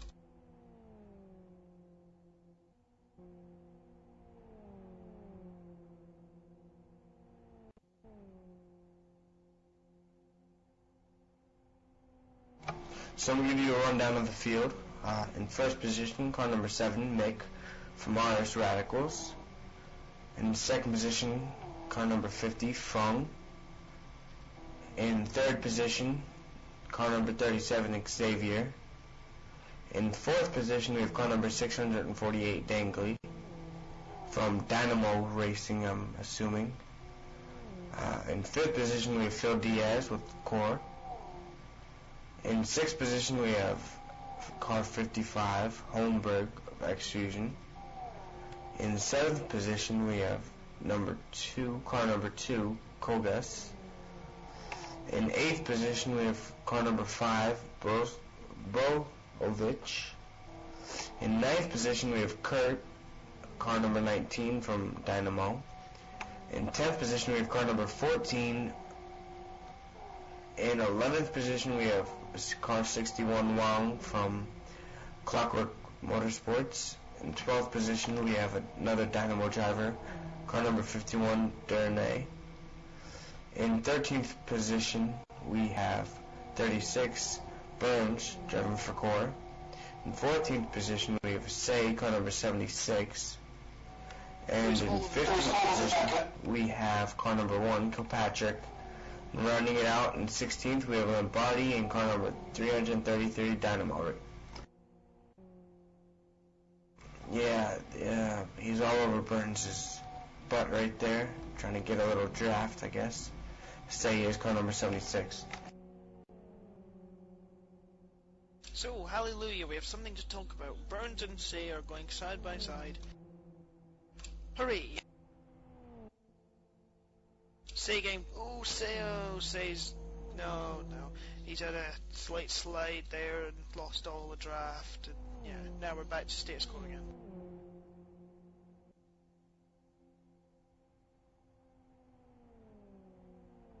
It seems to be quite uneventful, this race. Yeah.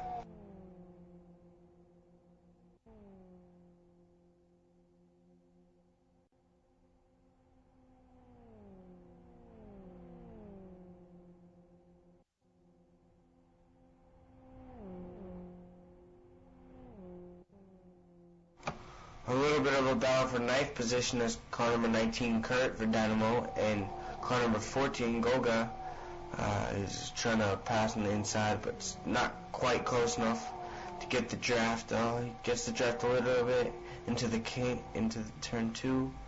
Let's see if he can pull this off.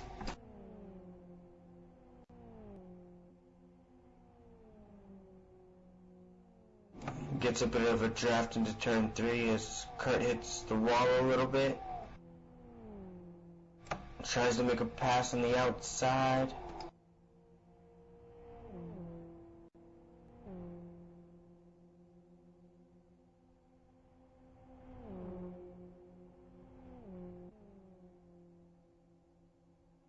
Oh, and Gogo goes for turn 1 and gets him on the inside. Up into 9th place. Looks like he's going to have a bit of competition down the back straight into 2nd before he maintains the inside line, letting Kurt go around the outside, taking the long way around. Can he make it stick? Looks like he's going to try and get a run into 3. Kurt on Goga. Here we go, down toward turn number 3. And down turn 3, Kurt looks to be on the inside a little bit, and always slides a little wider than Goga. Looks to be a little bit of battle here.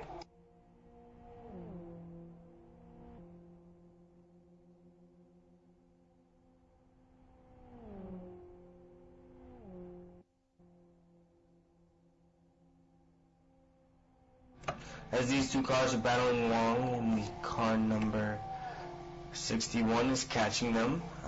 Might make it a 3-car battle.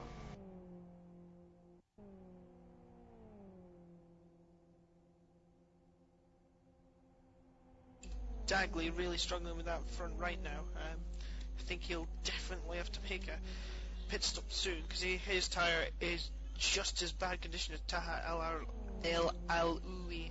Good grief, I really need to learn to say his name.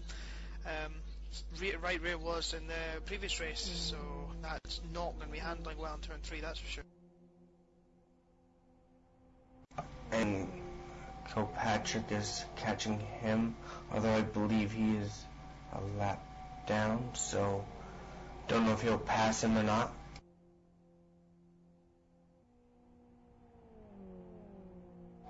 And it looks like Golga and Kurt have spaced out a little bit. Not as much excitement anymore. And Fung makes a pit stop from 3rd.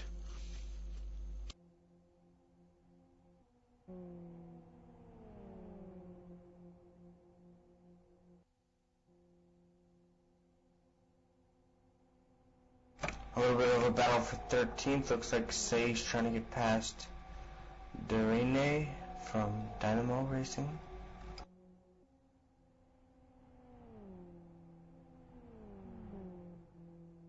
Interesting line there from car 41, taking the right down low in turn 3, and he's going to get swallowed up by car 76, say, on the front straightaway. That was a really strange line he took there. Oh, he's going to squeeze him toward the wall, and it almost looked like he was going to come right across him there, but he stayed sensible and stayed out high, and he drops back to 14th as Say is on the move. Say on the move to 13th. Let's see if he can speed it up and catch the 12th position car, which is not too far ahead of him.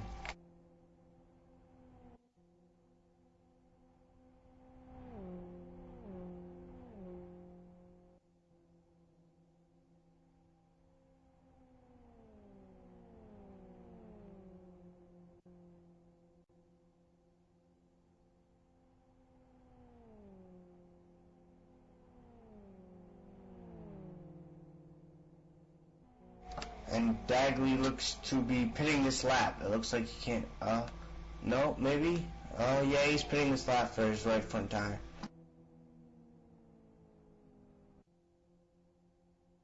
Looks to have a bit of damage. Maybe he hit somebody or got a little tight and hit the wall.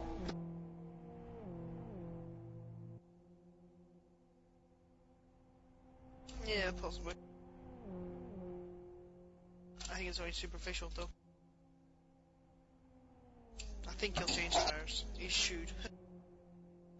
Yeah, he definitely should change tires with the state of his right front. Car number 7, Mick, still in the lead, has not pit. Car number 37, Xavier, in second, still has not pit. And third position is Phil Diaz, number 9, for Core Racing. He is the first of the drivers to pit. Car 648 is going to have a very interesting time in turn 3, having only just changed one tire. That's going to be fun on the opening lap. I've just managed to get back, guys. I'm just wondering, do you have control over the TV director? No, Michael, only you. Oh, lucky I got back then. When did the picture come back? About 10 minutes ago, but it's not still. We're watching anything interesting. Can you zone in on car 648 for me? Already done.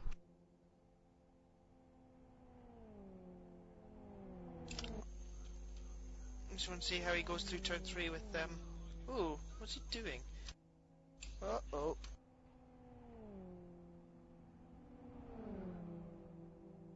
Ooh, a major slide there.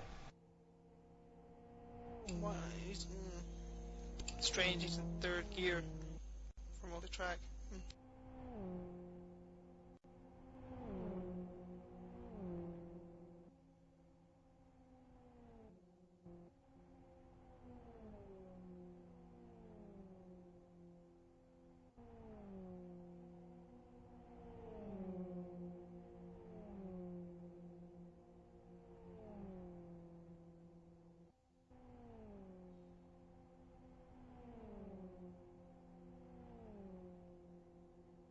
And car number 648 gets a penalty. He crosses too many pit boxes in pit lane while he pitted, I guess. So, I guess he's gonna have to come through pit lane and serve that penalty.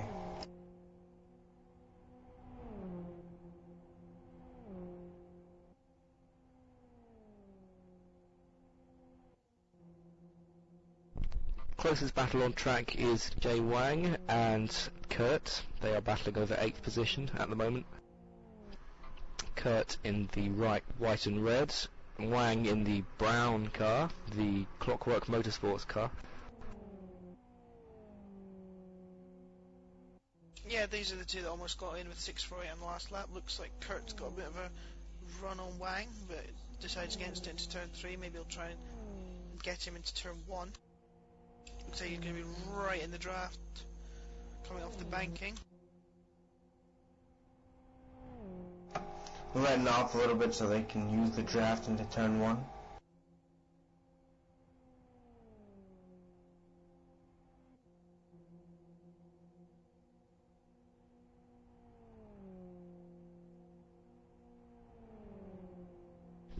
I think Kurt was a little bit too tight on the exit of that corner, but he's still just about in the draft of Wang.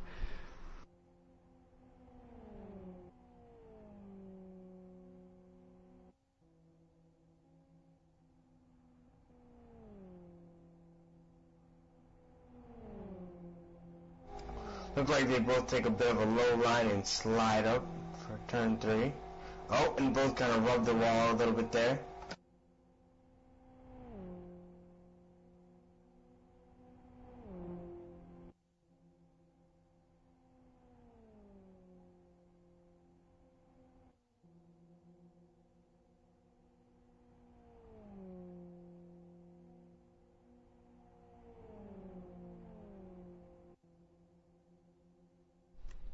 So Phil Diaz, who's sitting in third, he will guarantee to be starting on the right-hand side of the grid, the second position in the real Kyoto 250 race.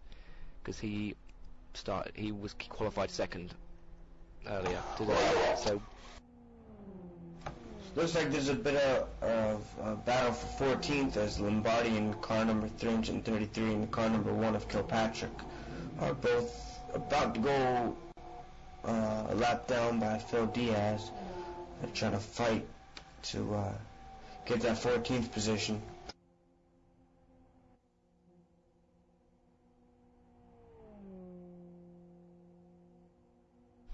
but the battle between for 8th place between Kurt and Wang is still going on. Wang now on the inside again, and they're going to be doing this for quite a few laps, I imagine, trying to catch up to the next car ahead of them, which is Goga.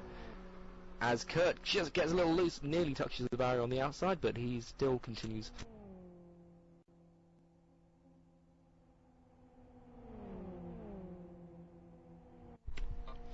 Phil Diaz is the effective leader of the race at the moment because he has made his pit stop. The two ahead of him, Mick and Xavier, have not made their pit stops.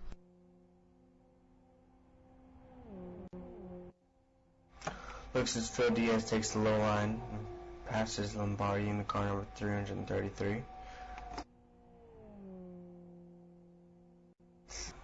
Officially are essentially lapping him.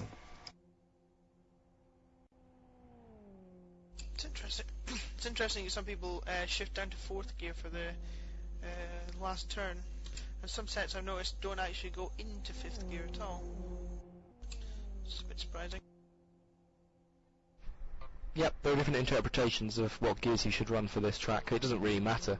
Once you're at high speed, you don't expect to be slowing down all that much. Yeah, it doesn't seem to make too much of a difference.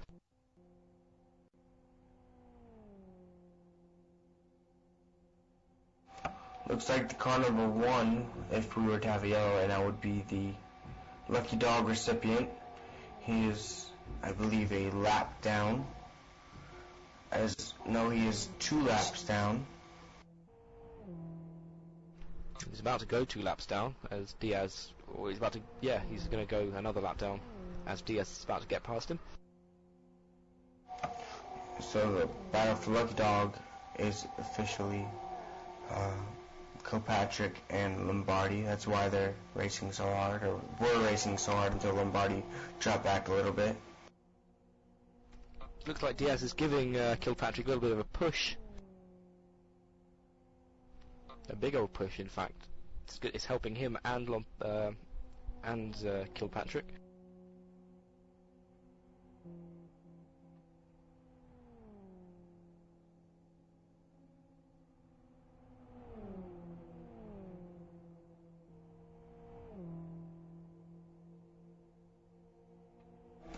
We're 36 laps into this 64-lap event, brought to you by New Dimension Racing.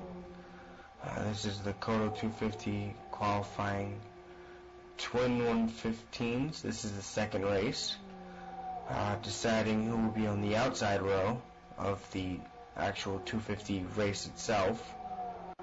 We're now looking at a battle.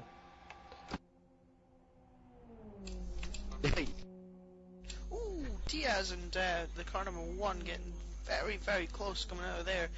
Looked like Diaz went slightly up track and the number 1 car stayed down track, and then they came very, very close to spearing off into the barrier there. It's just a little bit. Ooh, and again, they're just getting a bit too close on the exit of some of these corners. That drafting you can see can definitely help as they're pulling away from Lombardi. They are about 2 seconds ahead of him now. So you can tell that. In fact, car number 1 does the fast lap at race as a result of the bump drafting. Ooh, and again, big twitch.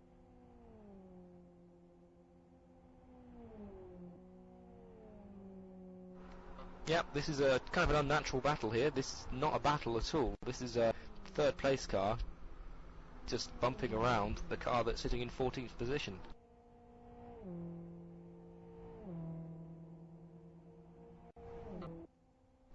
So it's the number 1 car, Kilpatrick, and the number 9 car, Phil Diaz.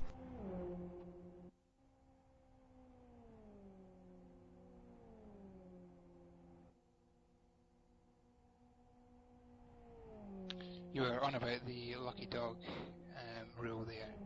The first car a lap down is number 50. That's Fung.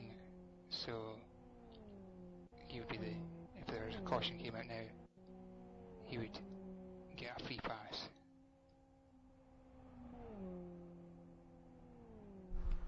Yep. However, a few of I think the top two still haven't pitted yet, so that could change the lucky dog if and when they pit. Both the car number 7 Nick and car number 37 Xavier, who's first and second, both have not pit yet.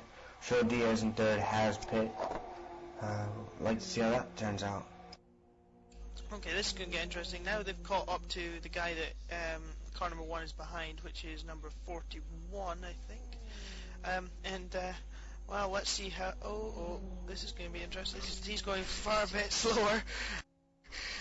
Yeah, we got word that these two actually are working together, as we thought. It's Kilpatrick and Diaz. They're working together in each other's ventrilo channel, talking to each other and cooperating, trying to push Kilpatrick to the back of Derrine, which he's done successfully, as Kilpatrick is now going to try and make the pass on Derrine.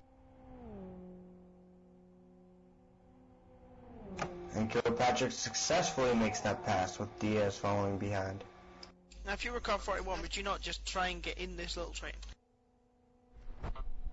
Probably, but he's probably not in their vent channel, and thus these guys are not going to try and cooperate with him at all. They're going to try and get away. It's pretty clear that Diaz is giving Kilpatrick some pretty major help.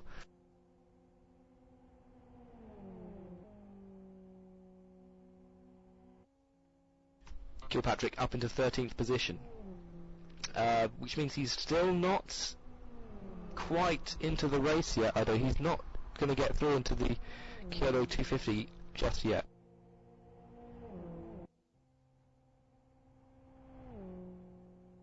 He needs to make one more position in order to be guaranteed a spot on the grid for the Kyoto 250.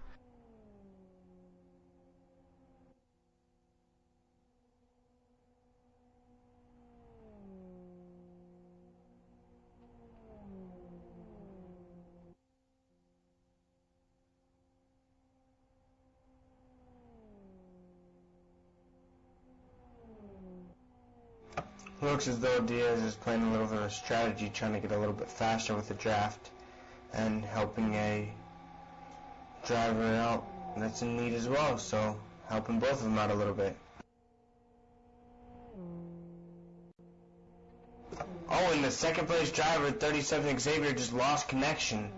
That doesn't look good. No, that's it. That's over for him. That's huge unlucky. That's the first time out we've seen today, I do believe. So he was guaranteed a spot in the race, starting very high up the grid as well. And now he's timed out, and that's it for him. That's a huge, huge shame. I mean, there's still a chance for him to get in via hot laps, but he's going to be starting a lot further down the grid than he would have liked. Well, since he didn't set a hot lap time, that is it for him. He had major connection issues and could hardly hold a connection near the end of the qualifying session for more than a minute or so. So, did well to keep it up for this long, but unfortunately he won't be in the race. That's an unfortunate note for Xavier. Sorry to hear that for him. We have 22 laps of exciting racing to go here, though. Mick finally makes his pit stop. Let's see where he actually falls down to. He's the lead driver, but yeah, he's not going to be leader after this pit stop.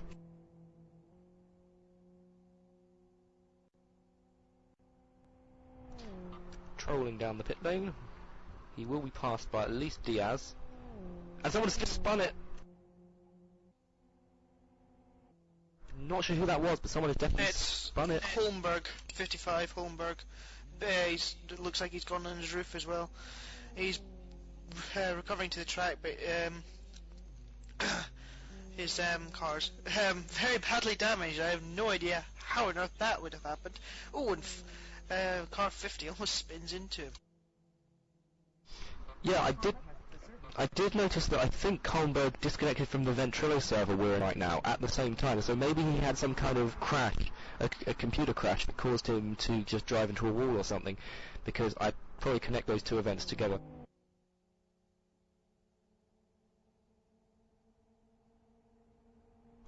We're going to really put the race back into an exciting zone. It's been a bit flat for the last few million laps, but now we're going to get some exciting safety car, and then afterwards, obviously, after the safety car, it's going to get exciting again. Holmberg has one damper left after that crash, his left rear. So it's, I'd speculate that you're right, and it was probably some kind of lag issue. Look at the skid marks as well.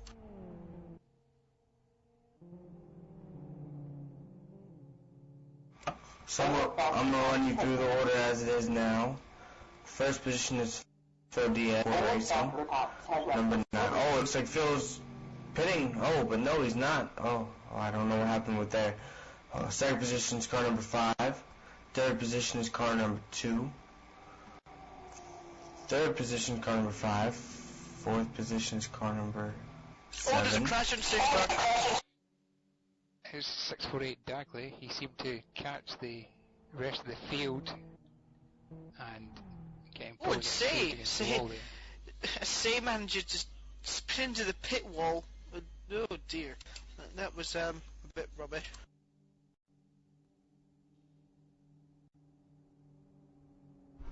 Yep, didn't spot that at all. It didn't appear on the map, nor does it appear on TV Director. I have no idea where that happened, but I'll take your word for it. Big winner, I think, is Mick. After his pit stop, he made it the lap before the caution. He made it on the lap of the caution, so he perfectly timed his pit stop. And now sitting in 4th position, with a good chance of winning this.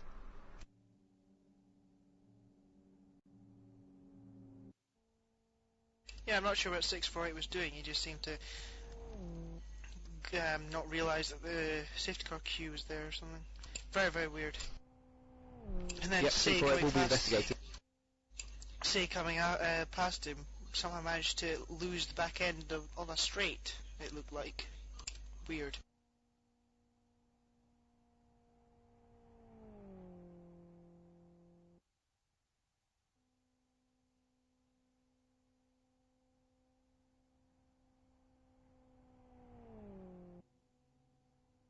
I'm pretty sure the next lap the pace car will be in. I'm not sure, but let's see what happens.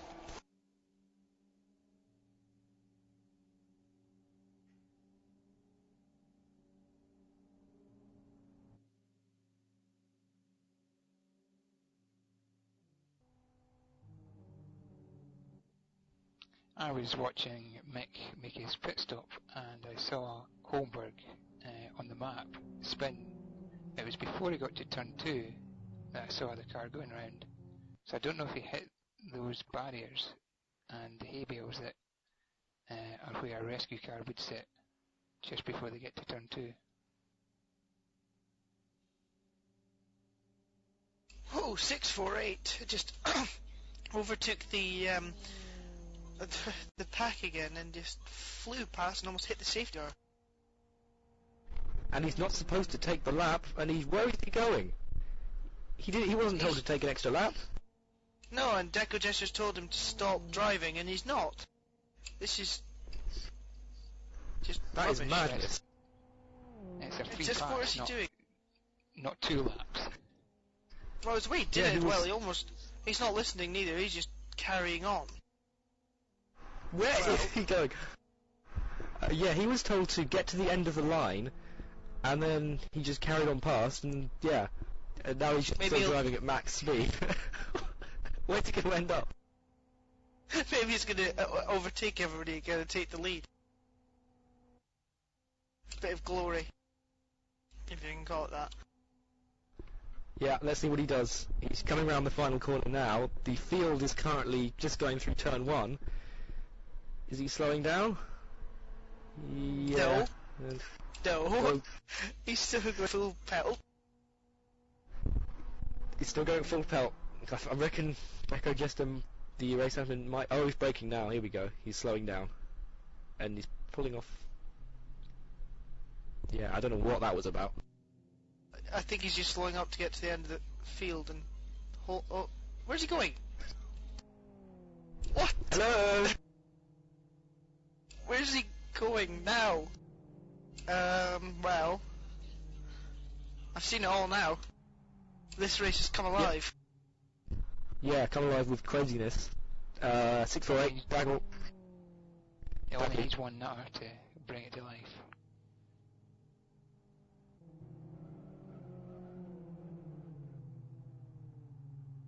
I don't know what car 646 is doing, but I think he's in a pit.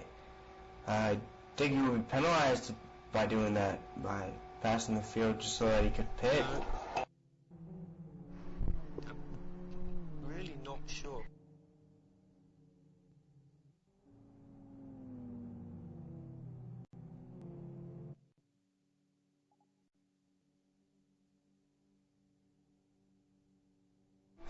They're just going to try it without him. The safety car will be in at the end of this lap. Dagley has gone into the pit lane.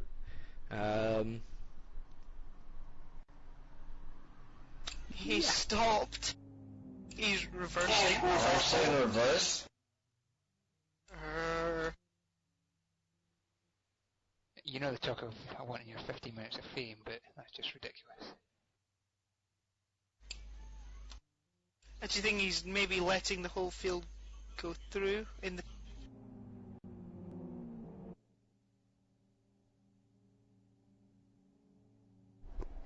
No idea. Oh well, let's not give him any more attention. Let's watch the races coming round to start their 50th lap.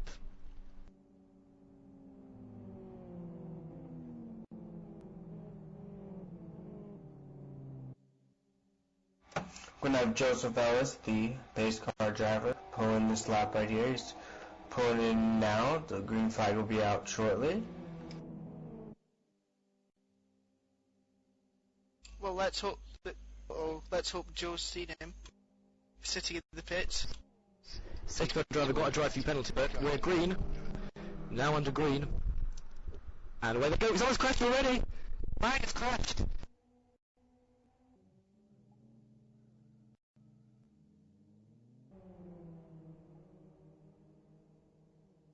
Wang got into the wall.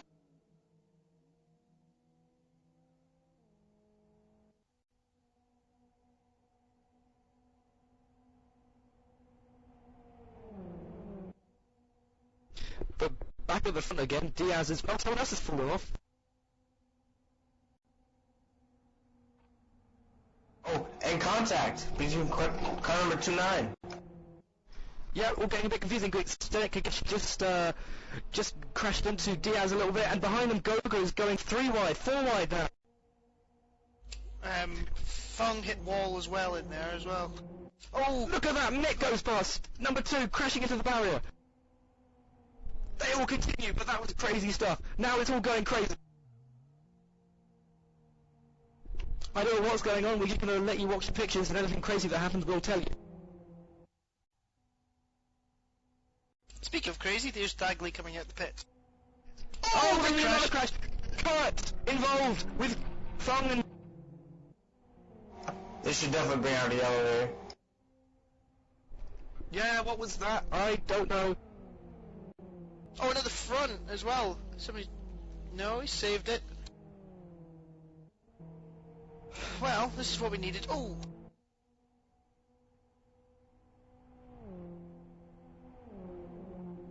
So after all that, Bernovich is in the lead, Goga's second, Diaz is down to third, Kilpatrick is fourth, Burns is fifth. Here comes car number 1 now up on Diaz's tail. Remember when he was bum drafting him a lap down? Incredible, Kilpatrick is all the way back up to fifth position, and he's now making a pass for third, onto Diaz, the guy who helped him to get there. Talk about irony. Anyway, Stenek Kagash behind number 2 is also going to pass Diaz if he can manage to make it through this corner. It's going to be a tough one and getting a little bit sideways. Behind him is Burns, waiting for him to make a mistake, which he does make. Burns goes through and passes Diaz, or nearly passes Diaz. Kagashi's back in the slipstream. Burns breaks a little Four bit. That's wide. Lombardi's going to make it forward. On the inside, he's going to pass all three of them. Oh! Look, Uh-oh. Oh, how are they still going? all those Hardy stingrays are went. coming from Chris' mouth.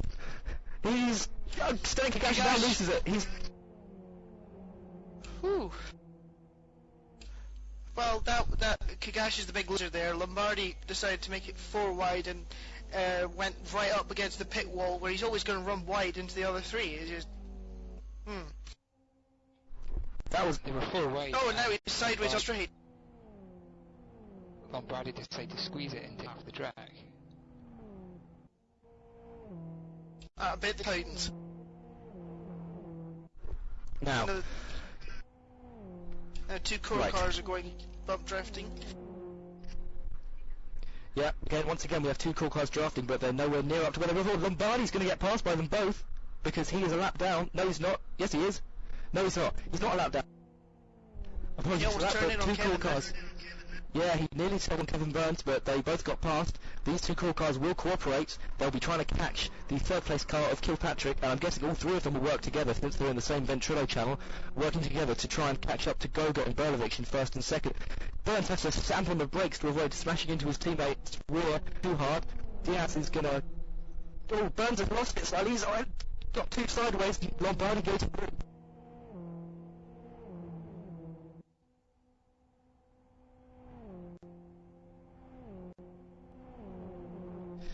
Well, that separated the 2 core cars. Now it's just left with Kilpatrick and Diaz to cooperate with each other. Although it looked like Diaz went high and Kilpatrick went low, it looks like Diaz is looking for Burns rather than working with Kilpatrick. Yeah, it looked like Diaz is falling away to try and help his teammate. Fairly sensible thing to do. Lombardi's coming up behind Diaz now, and Burns is behind Lombardi. Lombardi's going to go through, but Burns is going to give Diaz a bump draft. Here we go. Into turn 4, he's going to let him go for now, but as they get onto the main straight, they will start doing the bump drafting again. As Lombardi goes through, Burns goes very high indeed, clips the barrier, now stuck in the barrier. Oh, he's lost far too much time. Diaz actually lost deliberately to try and get Burns up to the rear of him, but it's not paid off. Diaz wasted time. Burns is too far away now, but Diaz will have to work by himself.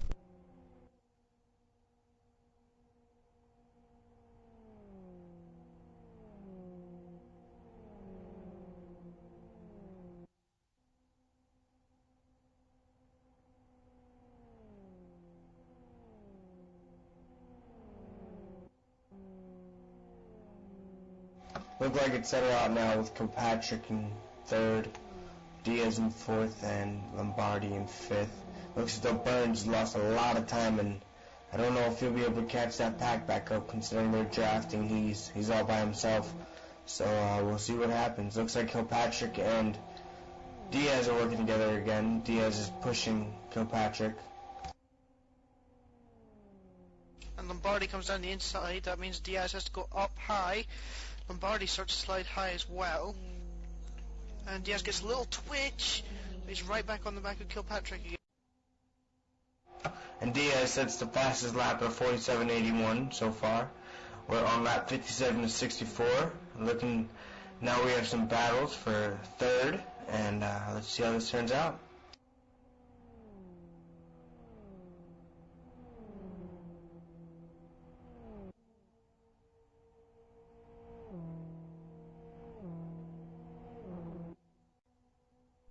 While this is going on, Berlovich is in the lead. 2nd position is Goga.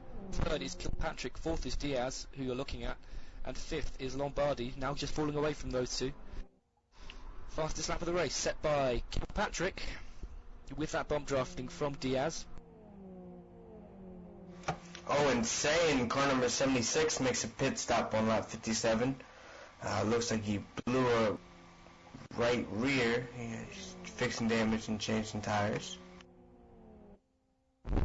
Yeah, and we've still got this cooperation going on between Diaz and Kilpatrick. It's worked wonders before, as Diaz was able to take Kilpatrick from a lap down into 3rd position. And now, Diaz is going to try and take them both into 2nd and 3rd position. Currently they're 3rd and 4th. Goga is ahead of them. That bright blue car.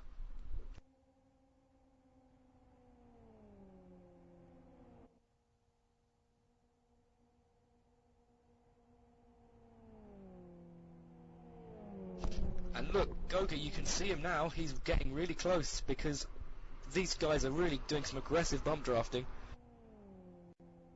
It's down to Well, the these two- 14th. With these two going, they might between even be able Goga to. and Kilpatrick. They might even be able to catch up to the leader, car 5, Berlovich. Yep, they got 5 laps in which to do it, and Kilpatrick getting extremely loose. Diaz also getting really loose behind, but they've kept in control. It's really good car control from those guys, only slightly loose, getting them good speed. Diaz continues to push Kilpatrick. It's working well for these guys. Goga is getting closer and closer. It's going to be this lap or the next one where they're going to start passing this guy. Poor old This lap, Goga, turn no 2. chance. Yeah, it might actually be this lap. Goga has no chance against these guys cooperating with each other. Oh, Kilpatrick, massive twitch. Kilpatrick's car under drafting. Oh, there's a lap. Oh, and there's a lap out that might be I have to the say, this is going to get very complicated. I have to say, has to move out of the way. Goga gets up, gives Hatsute a tap. Oh, that's unfortunate. Goga couldn't get out of the way enough, and they both go through. Free pass for those guys. Goga's coming back, though. He gets loose coming through turn 3. No, Goga hit Say. Goga hit Say. And I don't know what happened to Say. I think he might have just held it, but that's what got him loose. Yeah, that's what... oh, yeah, you're right. Yeah. I just had a look at the screen. Diaz! Yeah, Goga did hit Say. Diaz nearly loses it onto the front stretch, coming into turn 1. Goga just just swerved a bit right there into the path of Say, so whether he was feeling a bit of frustration because Say cost him 2 places, we don't know. I'd say he's back in 14th, a few laps down. Now he's riding the wall, and I don't know what he's doing right now. Looks like Kilpatrick's getting extremely loose now. Diaz might want to think about getting past because Kilpatrick's getting less consistent. It doesn't help that Diaz is doing some pretty aggressive bump drafting on him. But yeah, they're really... Berlovich is getting he's going to be worried now. He's got 2 laps. He has 3 laps to protect his lead. 1.8 should be enough. Yeah, they're deciding who's going to start on the right-hand side of the grid. We already know that Diaz will be starting in second position for the Kyoto 250, because he qualified in second, which guarantees him the spot on the front row of the grid. So he's just helping Kilpatrick to get that good position behind him. Yeah, so basically... They are getting close. Yes, they are. Diaz definitely wants to be careful not to spin Kilpatrick, though. If he were to, slightly tap him a little bit too hard and spin him, it'd be the day over for Kilpatrick. Yep, there's been some hard tapping going on. The front of the Diaz's car is looking fairly bent, but it doesn't affect his handling right now, and they are getting really close, but I don't think they're going to get close enough, to be honest. Yeah, needs a mistake. Yeah, Berlovich is going to have to make a mistake under pressure to lose this, I think. Kilpatrick just equaled the fastest lap there and shaved off 4/10 on that lap.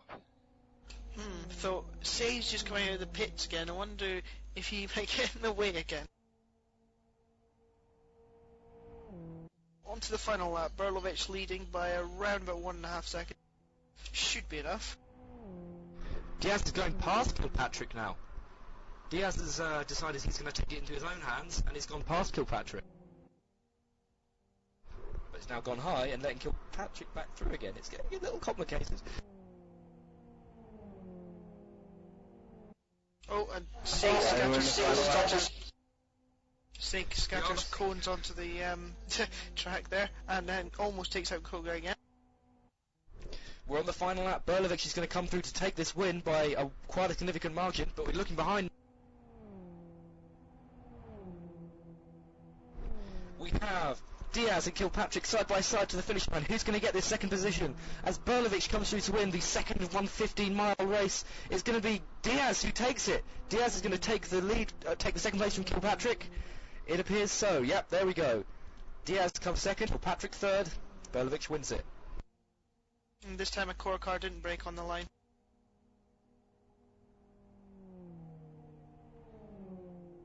Great job, guys. That was a very entertaining race. Very entertaining.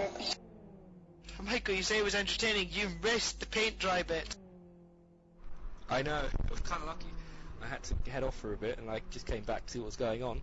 And yeah, but you needed me to control race structure. Anyway, I've got to head off now, so have fun with your concluding commentary. Yes, goodbye, Michael. Thank you, Michael. Great having you. And doing a bit of drifting into the pits, Kilpatrick completely wrecked his car. So that's it for the day, and I'm sure that Decogester will have the grid for 250 up and running soon. But thank you for watching us, or listening to us actually, given that it was mostly a radio. Great fun in the booth with you, Chris and Michael. Had a good time. We had a great race. Both races were extremely fun. Can't wait for the 250. Yep, I can't wait for 30 cars to be doing more of the same. If there's 30, it should be even less spells where there's cars further apart, so action all through the 250 miles. As long, great having you, in the booth with us.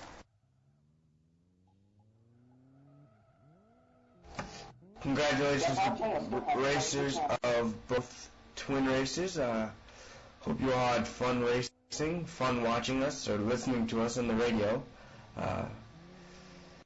We're going to have Deco in here for a minute. We're going to have Jonathan Palmer see what he has to say after the finish. Welcome, Jonathan. Well,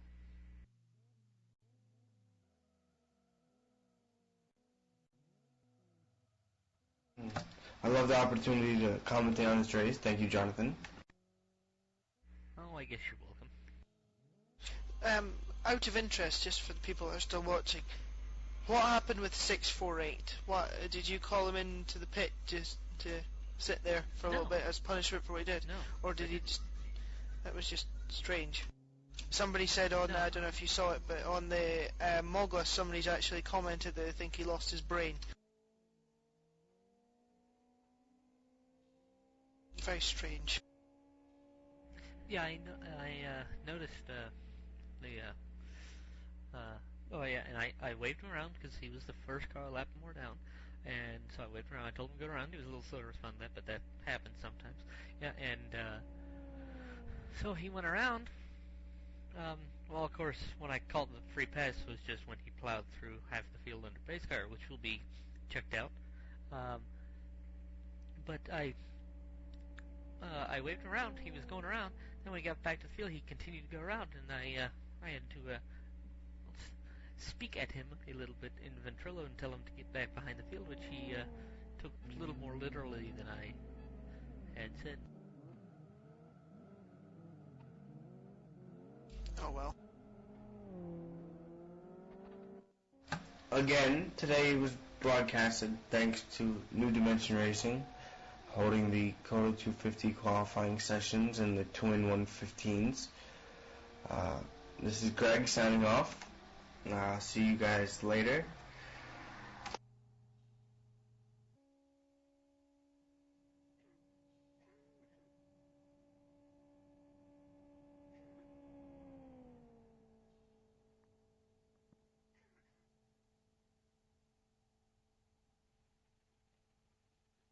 And yes, goodbye from me as well. This will conclude the broadcast now. Thank you for watching and listening.